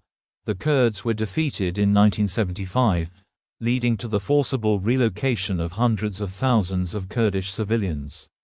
Indirect Soviet assistance to the Palestinian side of the Israeli-Palestinian conflict included support for Yasser Arafat's Palestine Liberation Organization, PLO, in East Africa. A territorial dispute between Somalia and Ethiopia over the Ogaden region resulted in the Ogaden War. Around June 1977, Somali troops occupied the Ogaden and began advancing inland towards Ethiopian positions in the Amur Mountains. Both countries were client states of the Soviet Union. Somalia was led by Marxist military leader Siad Barre, and Ethiopia was controlled by the Derg, a cabal of generals loyal to the pro-Soviet Mengistu Haile Mariam, who had declared the Provisional Military Government of Socialist Ethiopia in 1975. The Soviets initially attempted to exert a moderating influence on both states, but in November 1977 Barre broke off relations with Moscow and expelled his Soviet military advisors. He turned to China and the Safari Club, a group of pro-American intelligence agencies including those of Iran, Egypt, Saudi Arabia, for support. While declining to take a direct part in hostilities, the Soviet Union did provide the impetus for a successful Ethiopian counteroffensive to expel Somalia from the Ogaden. The counteroffensive was planned at the command level by Soviet advisors and bolstered by the delivery of millions of dollars of sophisticated Soviet arms. About 11,000 Cuban troops spearheaded the primary effort, after receiving hasty training on the newly delivered Soviet weapons systems by East German instructors. In Chile, the Socialist Party candidate Salvador Allende won the presidential election of 1970, thereby becoming the first democratically elected Marxist to become president of a country in the Americas. The CIA targeted Allende for removal and operated to undermine his support domestically, which contributed to unrest culminating in General Augusto Pinochet's 1973 Chilean coup d'état. Pinochet consolidated power as a military dictator. Allende's reforms of the economy were rolled back, and leftist opponents were killed or detained in internment camps under the Dirección de Inteligencia Nacional, DINA. Socialist states, with the exception of China and Romania, broke off relations with Chile. The Pinochet regime would go on to be one of the leading participants in Operation Condor, an international campaign of assassination and state terrorism organized by right-wing military dictatorships in the southern cone of South America that was covertly supported by the U.S. government. On 24 April 1974, the Carnation Revolution succeeded in ousting Marcelo Caetano and Portugal's right-wing Estado Novo government, sounding the death knell for the Portuguese Empire. Independence was hastily granted to several Portuguese colonies, including Angola, where the disintegration of colonial rule was followed by a civil war. There were three rival militant factions competing for power in Angola: the People's Movement for the Liberation of Angola, MPLA, the National Union for the Total Independence of Angola, UNITA, and the National Liberation Front of Angola, FNLA. While all three had socialist leanings, the MPLA was the only party with close ties to the Soviet Union. Its adherence to the concept of a Soviet one-party state alienated it from the FNLA and UNITA, which began portraying themselves as anti-communist and pro-Western. When the Soviets began supplying the MPLA with arms, the CIA and China offered substantial covert aid to the FNLA and UNITA. The MPLA eventually requested direct military support from Moscow in the form of ground troops, but the Soviets declined, offering to send advisors but no combat personnel. Cuba was more forthcoming and began amassing troops in Angola to assist the MPLA.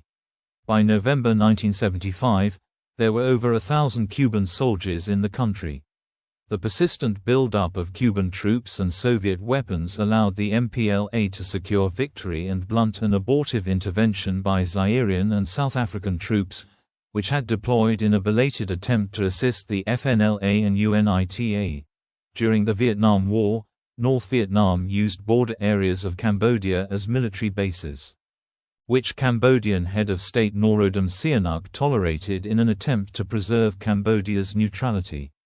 Following Sihanouk's March 1970 deposition by pro-American General Lon Nol, who ordered the North Vietnamese to leave Cambodia, North Vietnam attempted to overrun Cambodia following negotiations with Nguyen Chi, the second-in-command of the Cambodian Communists, dubbed the Khmer Rouge, fighting to overthrow the Cambodian government. Sihanouk fled to China with the establishment of the GRUNK in Beijing. American and South Vietnamese forces responded to these actions with a bombing campaign and a ground incursion, which contributed to the violence of the civil war that soon enveloped all of Cambodia.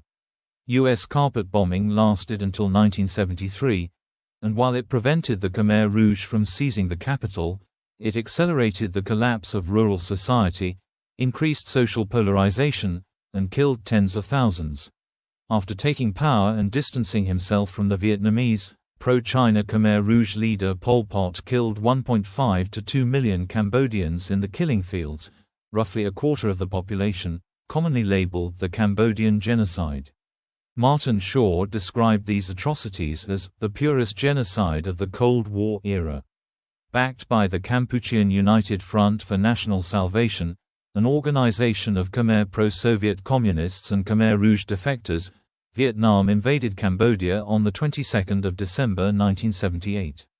The invasion succeeded in deposing Pol Pot, but the new state struggled to gain international recognition beyond the Soviet bloc sphere. Despite the international outcry at Pol Pot regime's gross human rights violations, representatives of the Khmer Rouge were allowed to be seated in the UN General Assembly, with strong support from China, Western powers, and the member countries of ASEAN. Cambodia became bogged down in a guerrilla war led from refugee camps located on the border with Thailand. Following the destruction of the Khmer Rouge, the national reconstruction of Cambodia was hampered, and Vietnam suffered a punitive Chinese attack. Although unable to deter Vietnam from ousting Pol Pot, China demonstrated that its Cold War communist adversary, the Soviet Union, was unable to protect its Vietnamese ally.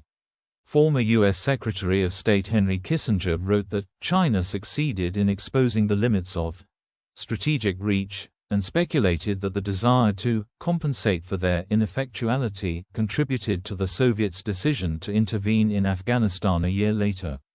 Sino-Soviet split and Nixon-China visit. As a result of the Sino-Soviet split, tensions along the Chinese-Soviet border reached their peak in 1969. United States President Richard Nixon decided to use the conflict to shift the balance of power towards the West in the Cold War through a policy of rapprochement with China, which began with his 1972 visit to China and culminated in 1979 with the signing of the joint communiqué on the establishment of diplomatic relations by President Carter and Chinese President Deng Xiaoping. Nixon, Brezhnev, and détente. Although indirect conflict between Cold War powers continued through the late 1960s and early 1970s, tensions were beginning to ease. Following the ousting of Khrushchev, another period of collective leadership ensued, consisting of Leonid Brezhnev as General Secretary, Alexei Kosygin as Premier and Nikolai Podgorny as Chairman of the Presidium, lasting until Brezhnev established himself in the early 1970s as the preeminent Soviet leader. Following his visit to China, Nixon met with Soviet leaders, including Brezhnev in Moscow. These strategic arms limitation talks resulted in two landmark arms control treaties. SALT I, the first comprehensive limitation pact signed by the two superpowers, and the Anti-Ballistic Missile Treaty, which banned the development of systems designed to intercept incoming missiles. These aimed to limit the development of costly anti-ballistic missiles and nuclear missiles. Nixon and Brezhnev proclaimed a new era of peaceful coexistence, and established the groundbreaking new policy of détente, or cooperation, between the two superpowers. Meanwhile, Brezhnev attempted to revive the Soviet economy, which was declining in part because of heavy military expenditures. The Soviet Union's military budget in the 1970s was gigantic, forming 40 to 60% of the entire federal budget and accounting to 15% of the USSR's GDP, 13% in the 1980s. Between 1972 and 1974, the two sides also agreed to strengthen their economic ties, including agreements for increased trade. As a result of their meetings, détente would replace the hostility of the Cold War and the two countries would live mutually. These developments coincided with Bonn's Ostpolitik policy formulated by the West German Chancellor Willy Brandt, an effort to normalize relations between West Germany and Eastern Europe. Other agreements were concluded to stabilize the situation in Europe, culminating in the Helsinki Accords signed at the Conference on Security and Cooperation in Europe in 1975.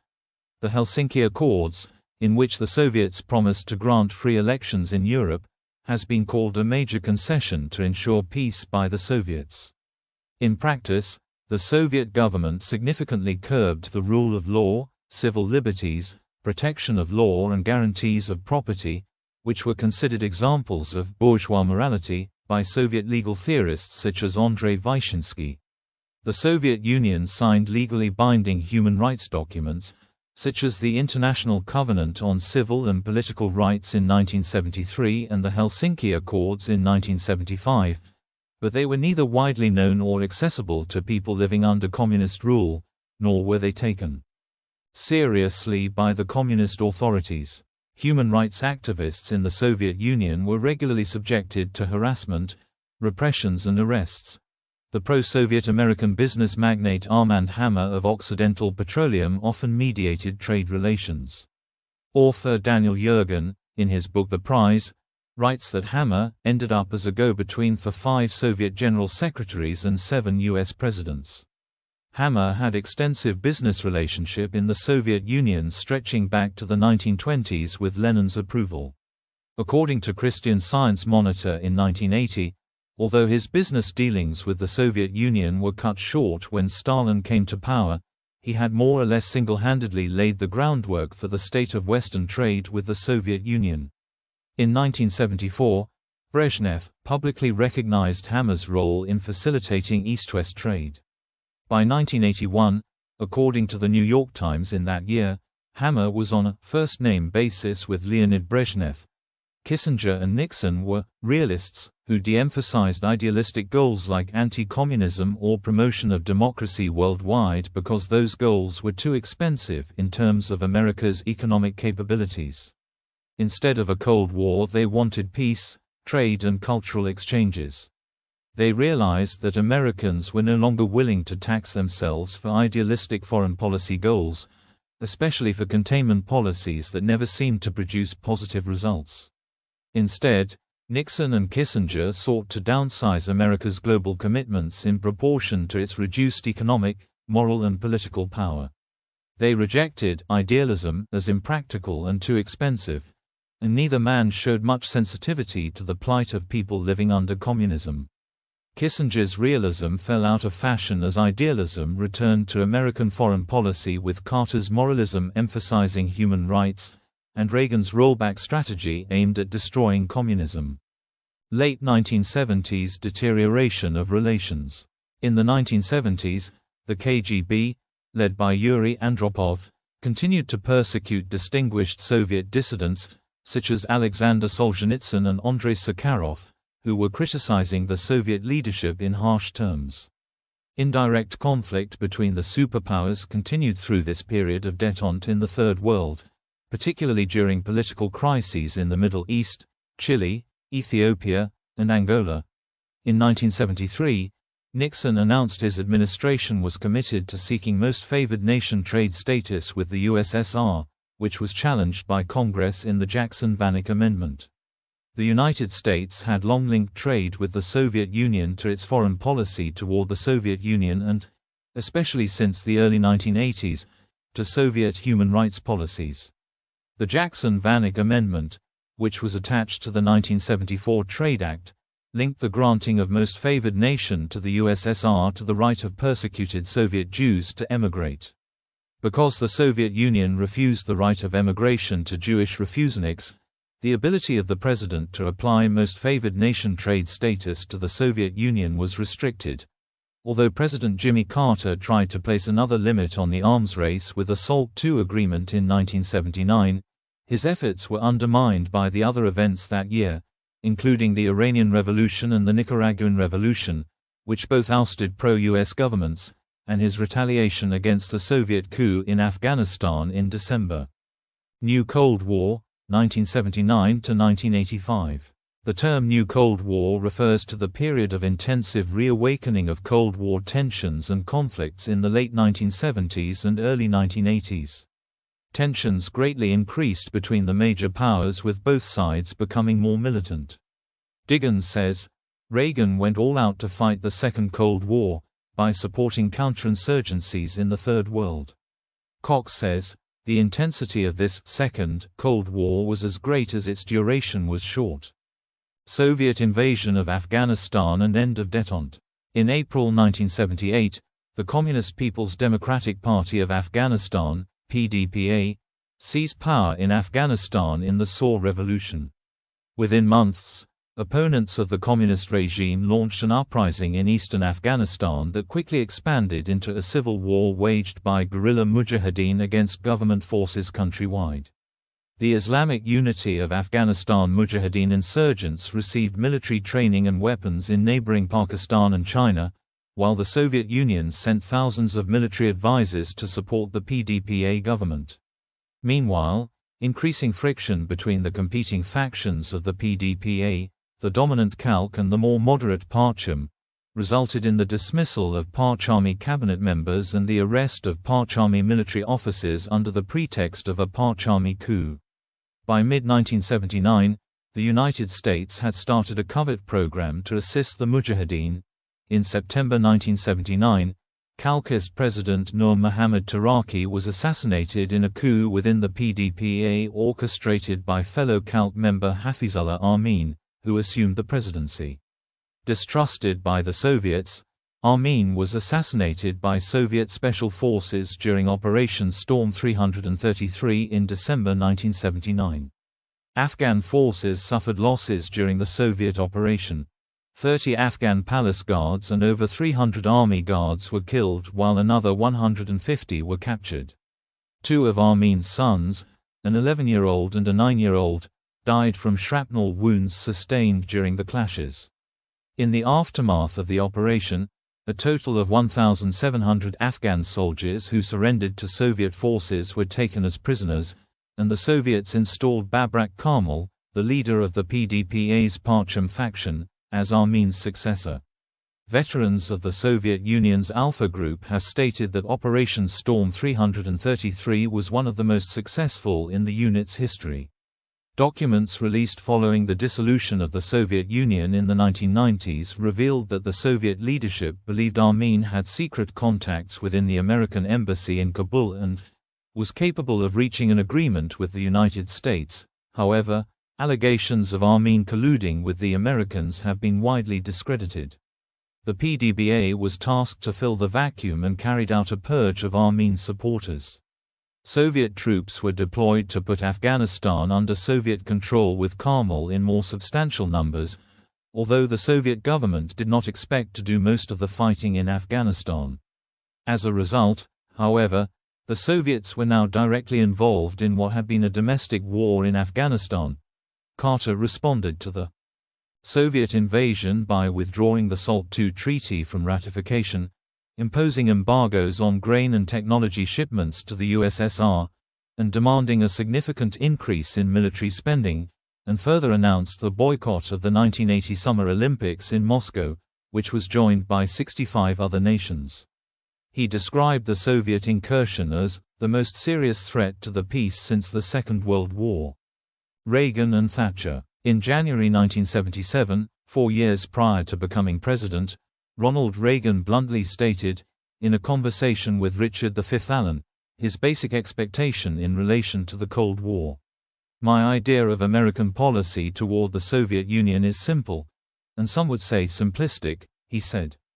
"It is this: we win and they lose. What do you think of that?" In 1980, Ronald Reagan defeated Jimmy Carter in the 1980 presidential election, vowing to increase military spending and confront the Soviets everywhere. Both Reagan and new British Prime Minister Margaret Thatcher denounced the Soviet Union and its ideology. Reagan labeled the Soviet Union an evil empire, and predicted that communism would be left on the ash heap of history, while Thatcher inculpated the Soviets as bent on world dominance. In 1982, Reagan tried to cut off Moscow's access to hard currency by impeding its proposed gas line to Western Europe. It hurt the Soviet economy, but it also caused ill will among American allies in Europe who counted on that revenue. Reagan retreated on this issue. By early 1985, Reagan's anti-communist position had developed into a stance known as the New Reagan Doctrine, which, in addition to containment, formulated an additional right to subvert existing communist governments. Besides continuing Carter's policy of supporting the Islamic opponents of the Soviet Union and the Soviet-backed PDPA government in Afghanistan, the CIA also sought to weaken the Soviet Union itself by promoting Islamism in the majority Muslim Central Asian Soviet Union. Additionally, the CIA encouraged anti-communist Pakistan's ISI to train Muslims from around the world to participate in the jihad against the Soviet Union. Polish Solidarity Movement and Martial Law. Pope John Paul II provided a moral focus for anti-communism. A visit to his native Poland in 1979 stimulated a religious and nationalist resurgence centered on the Solidarity Movement trade union that galvanized opposition and may have led to his attempted assassination 2 years later. In December 1981, Poland's Wojciech Jaruzelski reacted to the crisis by imposing a period of martial law. Reagan imposed economic sanctions on Poland in response. Mikhail Suslov, the Kremlin's top ideologist, advised Soviet leaders not to intervene if Poland fell under the control of Solidarity, for fear it might lead to heavy economic sanctions, resulting in a catastrophe for the Soviet economy. US and USSR military and economic issues. The Soviet Union had built up a military that consumed as much as 25% of its gross national product at the expense of consumer goods and investment in civilian sectors. Soviet spending on the arms race and other Cold War commitments both caused and exacerbated deep-seated structural problems in the Soviet system, which experienced at least a decade of economic stagnation during the late Brezhnev years. Soviet investment in the defense sector was not driven by military necessity but in large part by the interests of the nomenklatura, which was dependent on the sector for their own power and privileges. The Soviet armed forces became the largest in the world in terms of the numbers and types of weapons they possessed, in the number of troops in their ranks, and in the sheer size of their military-industrial base. However, the quantitative advantages held by the Soviet military often concealed areas where the Eastern Bloc dramatically lagged behind the West. For example, the Persian Gulf War demonstrated how the armor, fire control systems, and firing range of the Soviet Union's most common main battle tank, the T-72, were drastically inferior to the American M1 Abrams, Yet the USSR fielded almost 3 times as many T-72s as the US deployed M1s. By the early 1980s, the USSR had built up a military arsenal and army surpassing that of the United States. Soon after the Soviet invasion of Afghanistan, President Carter began massively building up the United States military. This buildup was accelerated by the Reagan administration, which increased the military spending from 5.3% of GNP in 1981 to 6.5% in 1986, the largest peacetime defense buildup in United States history. The American-Soviet tensions present during 1983 was defined by some as the start of Cold War II. Whilst in retrospective this phase of the Cold War was generally defined as a war of words, the Soviets' peace offensive was largely rejected by the West. Tensions continued to intensify as Reagan revived the B-1 Lancer program, which had been cancelled by the Carter administration, produced LGM-118 Peacekeeper missiles, installed U.S. cruise missiles in Europe, and announced the Experimental Strategic Defense Initiative, dubbed Star Wars by the media, a defense program to shoot down missiles in mid-flight. The Soviets deployed -10 Serbian dinars Pioneer ballistic missiles targeting Western Europe, and NATO decided, under the impetus of the Carter presidency, to deploy MGM-31 Pershing and cruise missiles in Europe, primarily West Germany. This deployment placed missiles just 10 minutes striking distance from Moscow. After Reagan's military buildup, the Soviet Union did not respond by further building its military, because the enormous military expenses, along with inefficient planned manufacturing and collectivized agriculture, were already a heavy burden for the Soviet economy. At the same time, Saudi Arabia increased oil production, even as other non-OPEC nations were increasing production. These developments contributed to the 1980s oil glut, which affected the Soviet Union as oil was the main source of Soviet export revenues. Issues with command economics, oil price decreases and large military expenditures gradually brought the Soviet economy to stagnation. On 1 September 1983, the Soviet Union shot down Korean Airlines Flight 007, a Boeing 747 with 269 people aboard, including sitting Congressman Larry McDonald, an action which Reagan characterized as a massacre. The airliner was en route from Anchorage to Seoul, but owing to a navigational mistake made by the crew, it drifted from its original planned route and flew through Russian-prohibited airspace past the west coast of Sakhalin Island near Monaran Island. The Soviet Air Force treated the unidentified aircraft as an intruding U.S. spy plane and destroyed it with air-to-air missiles. The Soviet Union found the wreckage under the sea 2 weeks later on 15 September and found the flight recorders in October, but this information was kept secret by the Soviet authorities until after the country's collapse. The incident increased support for military deployment, overseen by Reagan, which stood in place until the later accords between Reagan and Mikhail Gorbachev.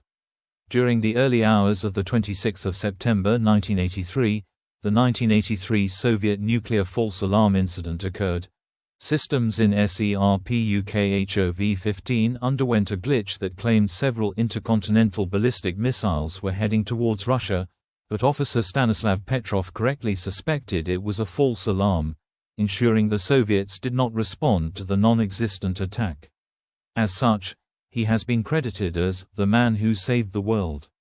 The Able Archer 83 exercise in November 1983, a realistic simulation of a coordinated NATO nuclear release, was perhaps the most dangerous moment since the Cuban Missile Crisis, as the Soviet leadership feared that a nuclear attack might be imminent. American domestic public concerns about intervening in foreign conflicts persisted from the end of the Vietnam War. The Reagan administration emphasized the use of quick, low-cost counterinsurgency tactics to intervene in foreign conflicts.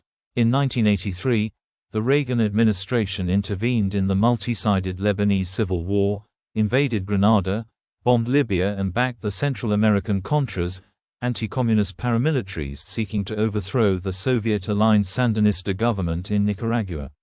While Reagan's interventions against Grenada and Libya were popular in the United States, his backing of the Contra rebels was mired in controversy. The Reagan administration's backing of the military government of Guatemala during the Guatemalan Civil War, in particular the regime of Efraín Ries-Montt, was also controversial. Meanwhile, the Soviets incurred high costs for their own foreign interventions. Although Brezhnev was convinced in 1979 that the Soviet war in Afghanistan would be brief, Muslim guerrillas, aided by the US, China, Britain, Saudi Arabia and Pakistan, waged a fierce resistance against the invasion.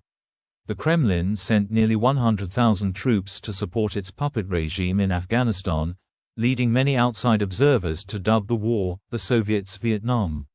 However, Moscow's quagmire in Afghanistan was far more disastrous for the Soviets than Vietnam had been for the Americans because the conflict coincided with a period of internal decay and domestic crisis in the Soviet system.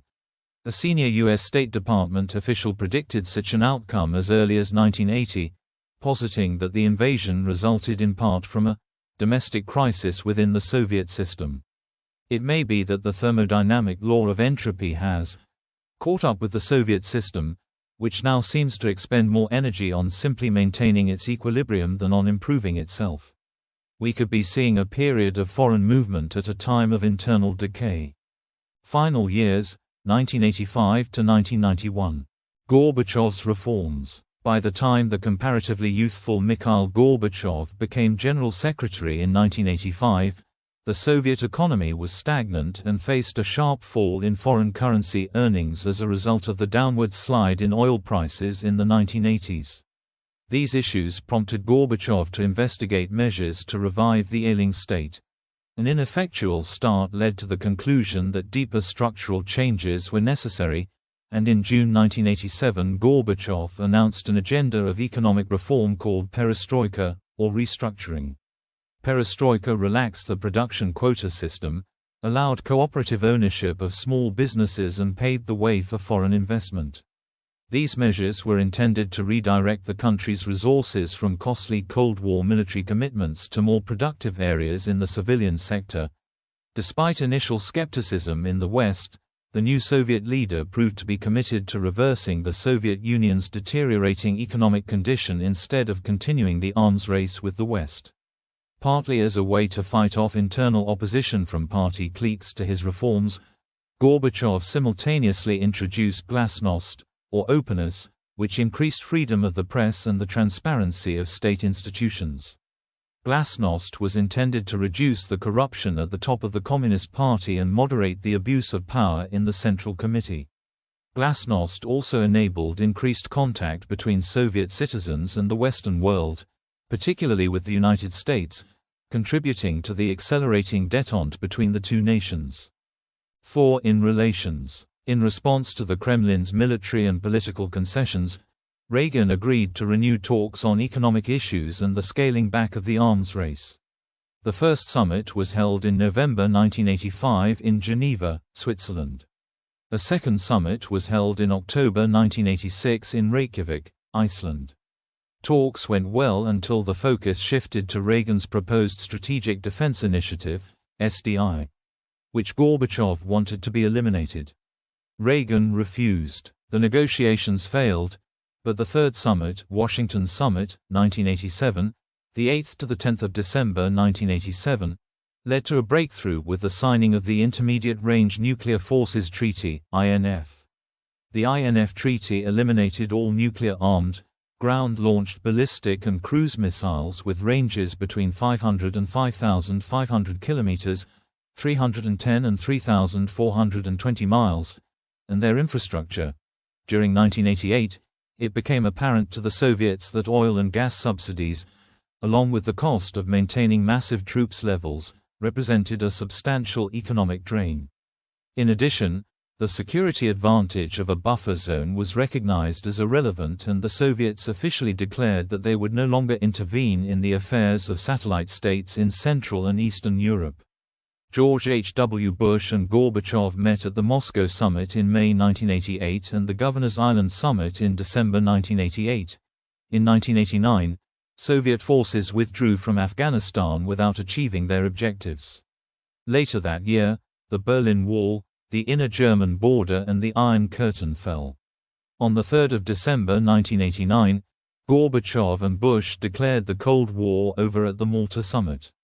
In February 1990, Gorbachev agreed with the U.S. proposed treaty on the final settlement with respect to Germany and signed it on 12 September 1990, paving the way for the German reunification. When the Berlin Wall came down, Gorbachev's Common European Home concept began to take shape. The two former adversaries were partners in the Gulf War against Iraq, August 1990 to February 1991. During the final summit in Moscow in July 1991, Gorbachev and Bush signed the START I Arms Control Treaty. Eastern Europe breaks away. Two developments dominated the decade that followed: the increasingly apparent crumbling of the Soviet Union's economic and political structures, and the patchwork attempts at reforms to reverse that process. Kenneth S. Defies argued in Beyond Oil that the Reagan administration encouraged Saudi Arabia to lower the price of oil to the point where the Soviets could not make a profit selling their oil, and resulted in the depletion of the country's hard currency reserves. Brezhnev's next two successors, transitional figures with deep roots in his tradition, did not last long. Yuri Andropov was 68 years old and Konstantin Chernenko 72 when they assumed power. Both died in less than 2 years. In an attempt to avoid a third short-lived leader, in 1985, the Soviets turned to the next generation and selected Mikhail Gorbachev. He made significant changes in the economy and party leadership, called perestroika. His policy of glasnost freed public access to information after decades of heavy government censorship. Gorbachev also moved to end the Cold War. In 1988, the USSR abandoned its war in Afghanistan and began to withdraw its forces. In the following year, Gorbachev refused to interfere in the internal affairs of the Soviet satellite states, which paved the way for the revolutions of 1989. In particular, the standstill of the Soviet Union at the Pan-European picnic in August 1989 then set a peaceful chain reaction in motion, at the end of which the Eastern Bloc collapsed. With the tearing down of the Berlin Wall and with East and West Germany pursuing reunification, the Iron Curtain between the West and Soviet-occupied regions came down. By 1989, the Soviet alliance system was on the brink of collapse, and, deprived of Soviet military support, the communist leaders of the Warsaw Pact states were losing power. Grassroots organizations, such as Poland's Solidarity movement, rapidly gained ground with strong popular bases. The Pan-European picnic in August 1989 in Hungary finally started a peaceful movement that the rulers in the Eastern Bloc could not stop. It was the largest movement of refugees from East Germany since the Berlin Wall was built in 1961 and ultimately brought about the fall of the Iron Curtain. The patrons of the picnic, Otto von Habsburg and the Hungarian Minister of State Imre Pozsgay, saw the planned event as an opportunity to test Mikhail Gorbachev's reaction. The Austrian branch of the Pan-European Union, which was then headed by Karl von Habsburg, distributed thousands of brochures inviting the GDR holidaymakers in Hungary to a picnic near the border at Sopron. But with the mass exodus at the Pan-European picnic, the subsequent hesitant behavior of the ruling Socialist Unity Party of East Germany and the non-interference of the Soviet Union broke the dams. Now tens of thousands of media-informed East Germans made their way to Hungary, which was no longer willing to keep its borders completely closed or to oblige its border troops to use armed force. On the one hand, this caused disagreement among the Eastern European states and, on the other hand, it was clear to the Eastern European population that the governments no longer had absolute power. In 1989, the communist governments in Poland and Hungary became the first to negotiate the organization of competitive elections. In Czechoslovakia and East Germany, mass protests unseated entrenched communist leaders. The communist regimes in Bulgaria and Romania also crumbled, in the latter case as the result of a violent uprising. Attitudes had changed enough that U.S. Secretary of State James Baker suggested that the American government would not be opposed to Soviet intervention in Romania, on behalf of the opposition, to prevent bloodshed. The tidal wave of change culminated with the fall of the Berlin Wall in November 1989, which symbolized the collapse of European communist governments and graphically ended the Iron Curtain divide of Europe. The 1989 revolutionary wave swept across Central and Eastern Europe and peacefully overthrew all of the Soviet-style Marxist-Leninist states, East Germany, Poland, Hungary, Czechoslovakia and Bulgaria. Romania was the only Eastern Bloc country to topple its communist regime violently and execute its head of state. Soviet dissolution. At the same time, the Soviet republics started legal moves towards potentially declaring sovereignty over their territories, citing the freedom to secede in Article 72 of the USSR Constitution. On 7 April 1990, a law was passed allowing a republic to secede if more than two-thirds of its residents voted for it in a referendum. Many held their first free elections in the Soviet era for their own national legislatures in 1990. Many of these legislatures proceeded to produce legislation contradicting the Union laws in what was known as the War of Laws. In 1989, the Russian SFSR convened a newly elected Congress of People's Deputies. Boris Yeltsin was elected its chairman. On 12 June 1990, the Congress declared Russia's sovereignty over its territory and proceeded to pass laws that attempted to supersede some of the Soviet laws.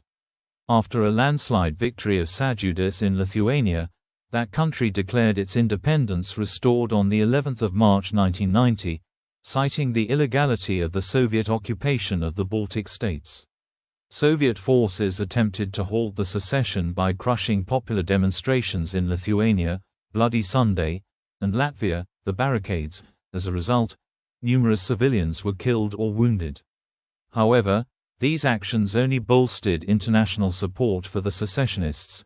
A referendum for the preservation of the USSR was held on 17 March 1991 in 9 republics, the remainder having boycotted the vote, with the majority of the population in those republics voting for preservation of the Union in the form of a new federation. The referendum gave Gorbachev a minor boost. In the summer of 1991, the new Union Treaty, which would have turned the country into a much looser union, was agreed upon by 8 republics. The signing of the treaty, however, was interrupted by the August coup, an attempted coup d'état by hardline members of the government and the KGB who sought to reverse Gorbachev's reforms and reassert the central government's control over the republics. After the coup collapsed, Russian President Yeltsin was seen as a hero for his decisive actions, while Gorbachev's power was effectively ended. The balance of power tipped significantly towards the republics. In August 1991, Latvia and Estonia immediately declared the restoration of their full independence, following Lithuania's 1990 example. Gorbachev resigned as General Secretary in late August, and soon afterwards, the party's activities were indefinitely suspended, effectively ending its rule.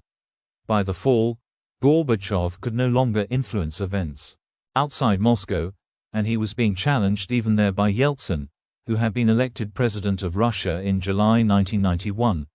Later in August, Gorbachev resigned as General Secretary of the Communist Party, and Russian President Boris Yeltsin ordered the seizure of Soviet property. Gorbachev clung to power as the president of the Soviet Union until 25 December 1991, when the USSR dissolved. 15 states emerged from the Soviet Union, with by far the largest and most populous one, which also was the founder of the Soviet state with the October Revolution in Petrograd, the Russian Federation, taking full responsibility for all the rights and obligations of the USSR under the Charter of the United Nations, including the financial obligations. As such, Russia assumed the Soviet Union's UN membership and permanent membership on the Security Council, nuclear stockpile and the control over the armed forces. Soviet embassies abroad became Russian embassies. In his 1992 State of the Union address, U.S. President George H.W. Bush expressed his emotions. "The biggest thing that has happened in the world in my life, in our lives, is this: by the grace of God, America won the Cold War." Bush and Yeltsin met in February 1992, declaring a new era of friendship and partnership. In January 1993, Bush and Yeltsin agreed to start two which provided for further nuclear arms reductions on top of the original START treaty. Aftermath. In summing up the international ramifications of these events, Vladislav Zubok stated, "The collapse of the Soviet Empire was an event of epochal geopolitical, military, ideological, and economic significance. After the dissolution of the Soviet Union, Russia drastically cut military spending, and restructuring the economy left millions unemployed." According to Western analysis, the neoliberal reforms in Russia culminated in a recession in the early 1990s more severe than the Great Depression as experienced by the United States and Germany. Western analysts suggest that in the 25 years following the end of the Cold War, only 5 or 6 of the post-communist states are on a path to joining the rich and capitalist world, while most are falling behind, some to such an extent that it will take several decades to catch up to where they were before the collapse of communism. Estonia, Latvia, and Lithuania consider themselves as revivals of the 3 independent countries that existed prior to their occupation and annexation by the Soviet Union in 1940. They maintain that the process by which they were incorporated into the Soviet Union violated both international law and their own law, and that in 1990–1991 they were reasserting an independence that still legally existed. Communist parties outside the Baltic states were not outlawed and their members were not prosecuted. Just a few places attempted to exclude members of communist secret services from decision-making. In some countries, the Communist Party changed its name and continued to function. Decommunization. Stephen Holmes of the University of Chicago argued in 1996 that decommunization, after a brief active period, quickly ended in near-universal failure. After the introduction of lustration, demand for scapegoats has become relatively low, and former communists have been elected for high governmental and other administrative positions. Holmes notes that the only real exception was former East Germany, where thousands of former Stasi informers have been fired from public positions. Holmes suggests the following reasons for the failure of decommunization. After 45 to 70 years of communist rule, nearly every family has members associated with the state. After the initial desire to root out the Reds, came a realization that massive punishment is wrong and finding only some guilty is hardly justice. The urgency of the current economic problems of post-communism makes the crimes of the communist past old news for many citizens. Decommunization is believed to be a power game of elites. The difficulty of dislodging the social elite makes it require a totalitarian state to disenfranchise the enemies of the people quickly and efficiently, and a desire for normalcy overcomes the desire for punitive justice. Very few people have a perfectly clean slate and so are available to fill the positions that require significant expertise. Compared with the decommunization efforts of the other former constituents of the Eastern Bloc and the Soviet Union, decommunization in Russia has been restricted to half measures, if conducted at all.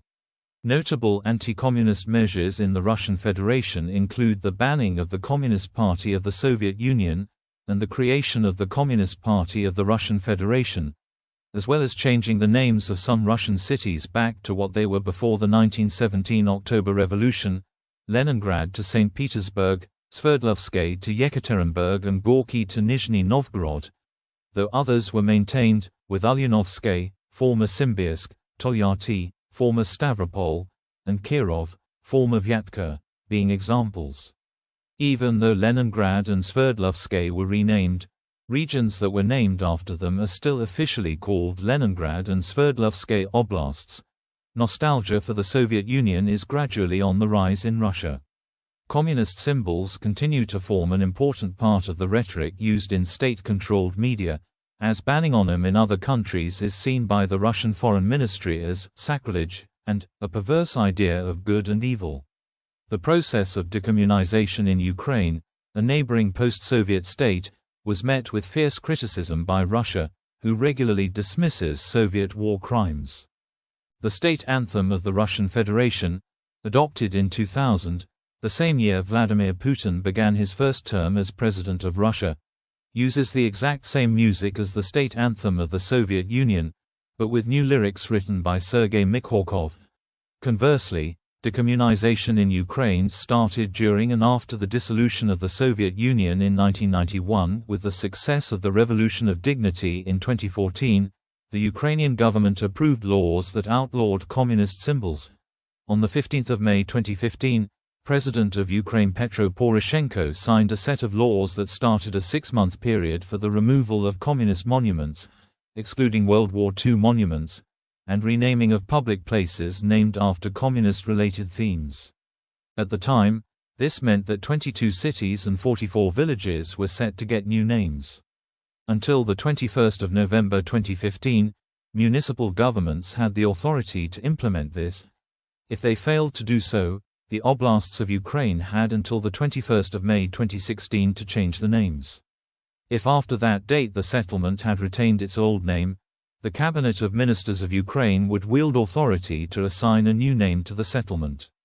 In 2016, 51,493 streets and 987 cities and villages were renamed, and 1,320 Lenin monuments and 1,069 monuments to other communist figures removed. Violation of the law carries a penalty of a potential media ban and prison sentences of up to 5 years. On 24 July 2015, the Ministry of the Interior stripped the Communist Party of Ukraine, the Communist Party of Ukraine, Renewed, and the Communist Party of Workers and Peasants of their right to participate in elections and stated it was continuing the court actions that started in July 2014 to end the registration of communist parties in Ukraine.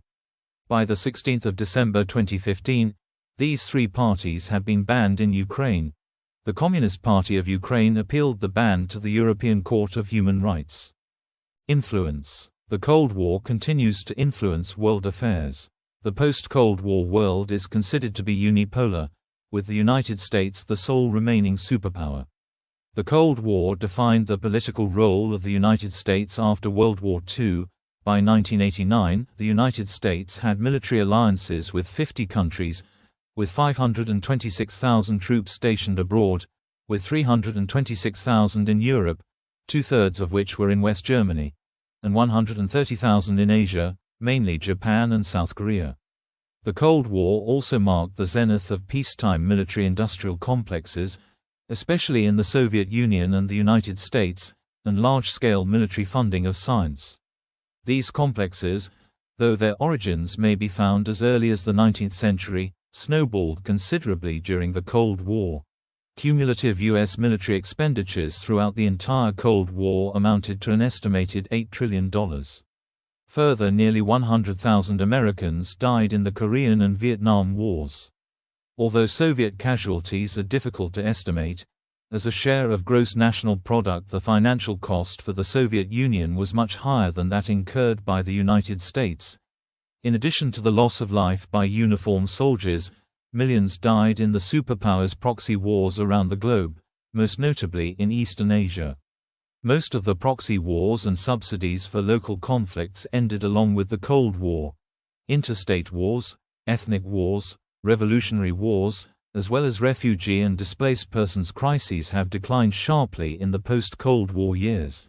However, the aftermath of the Cold War is not considered to be concluded. Many of the economic and social tensions that were exploited to fuel Cold War competition in parts of the Third World remain acute. The breakdown of state control in a number of areas formerly ruled by communist governments produced new civil and ethnic conflicts, particularly in the former Yugoslavia.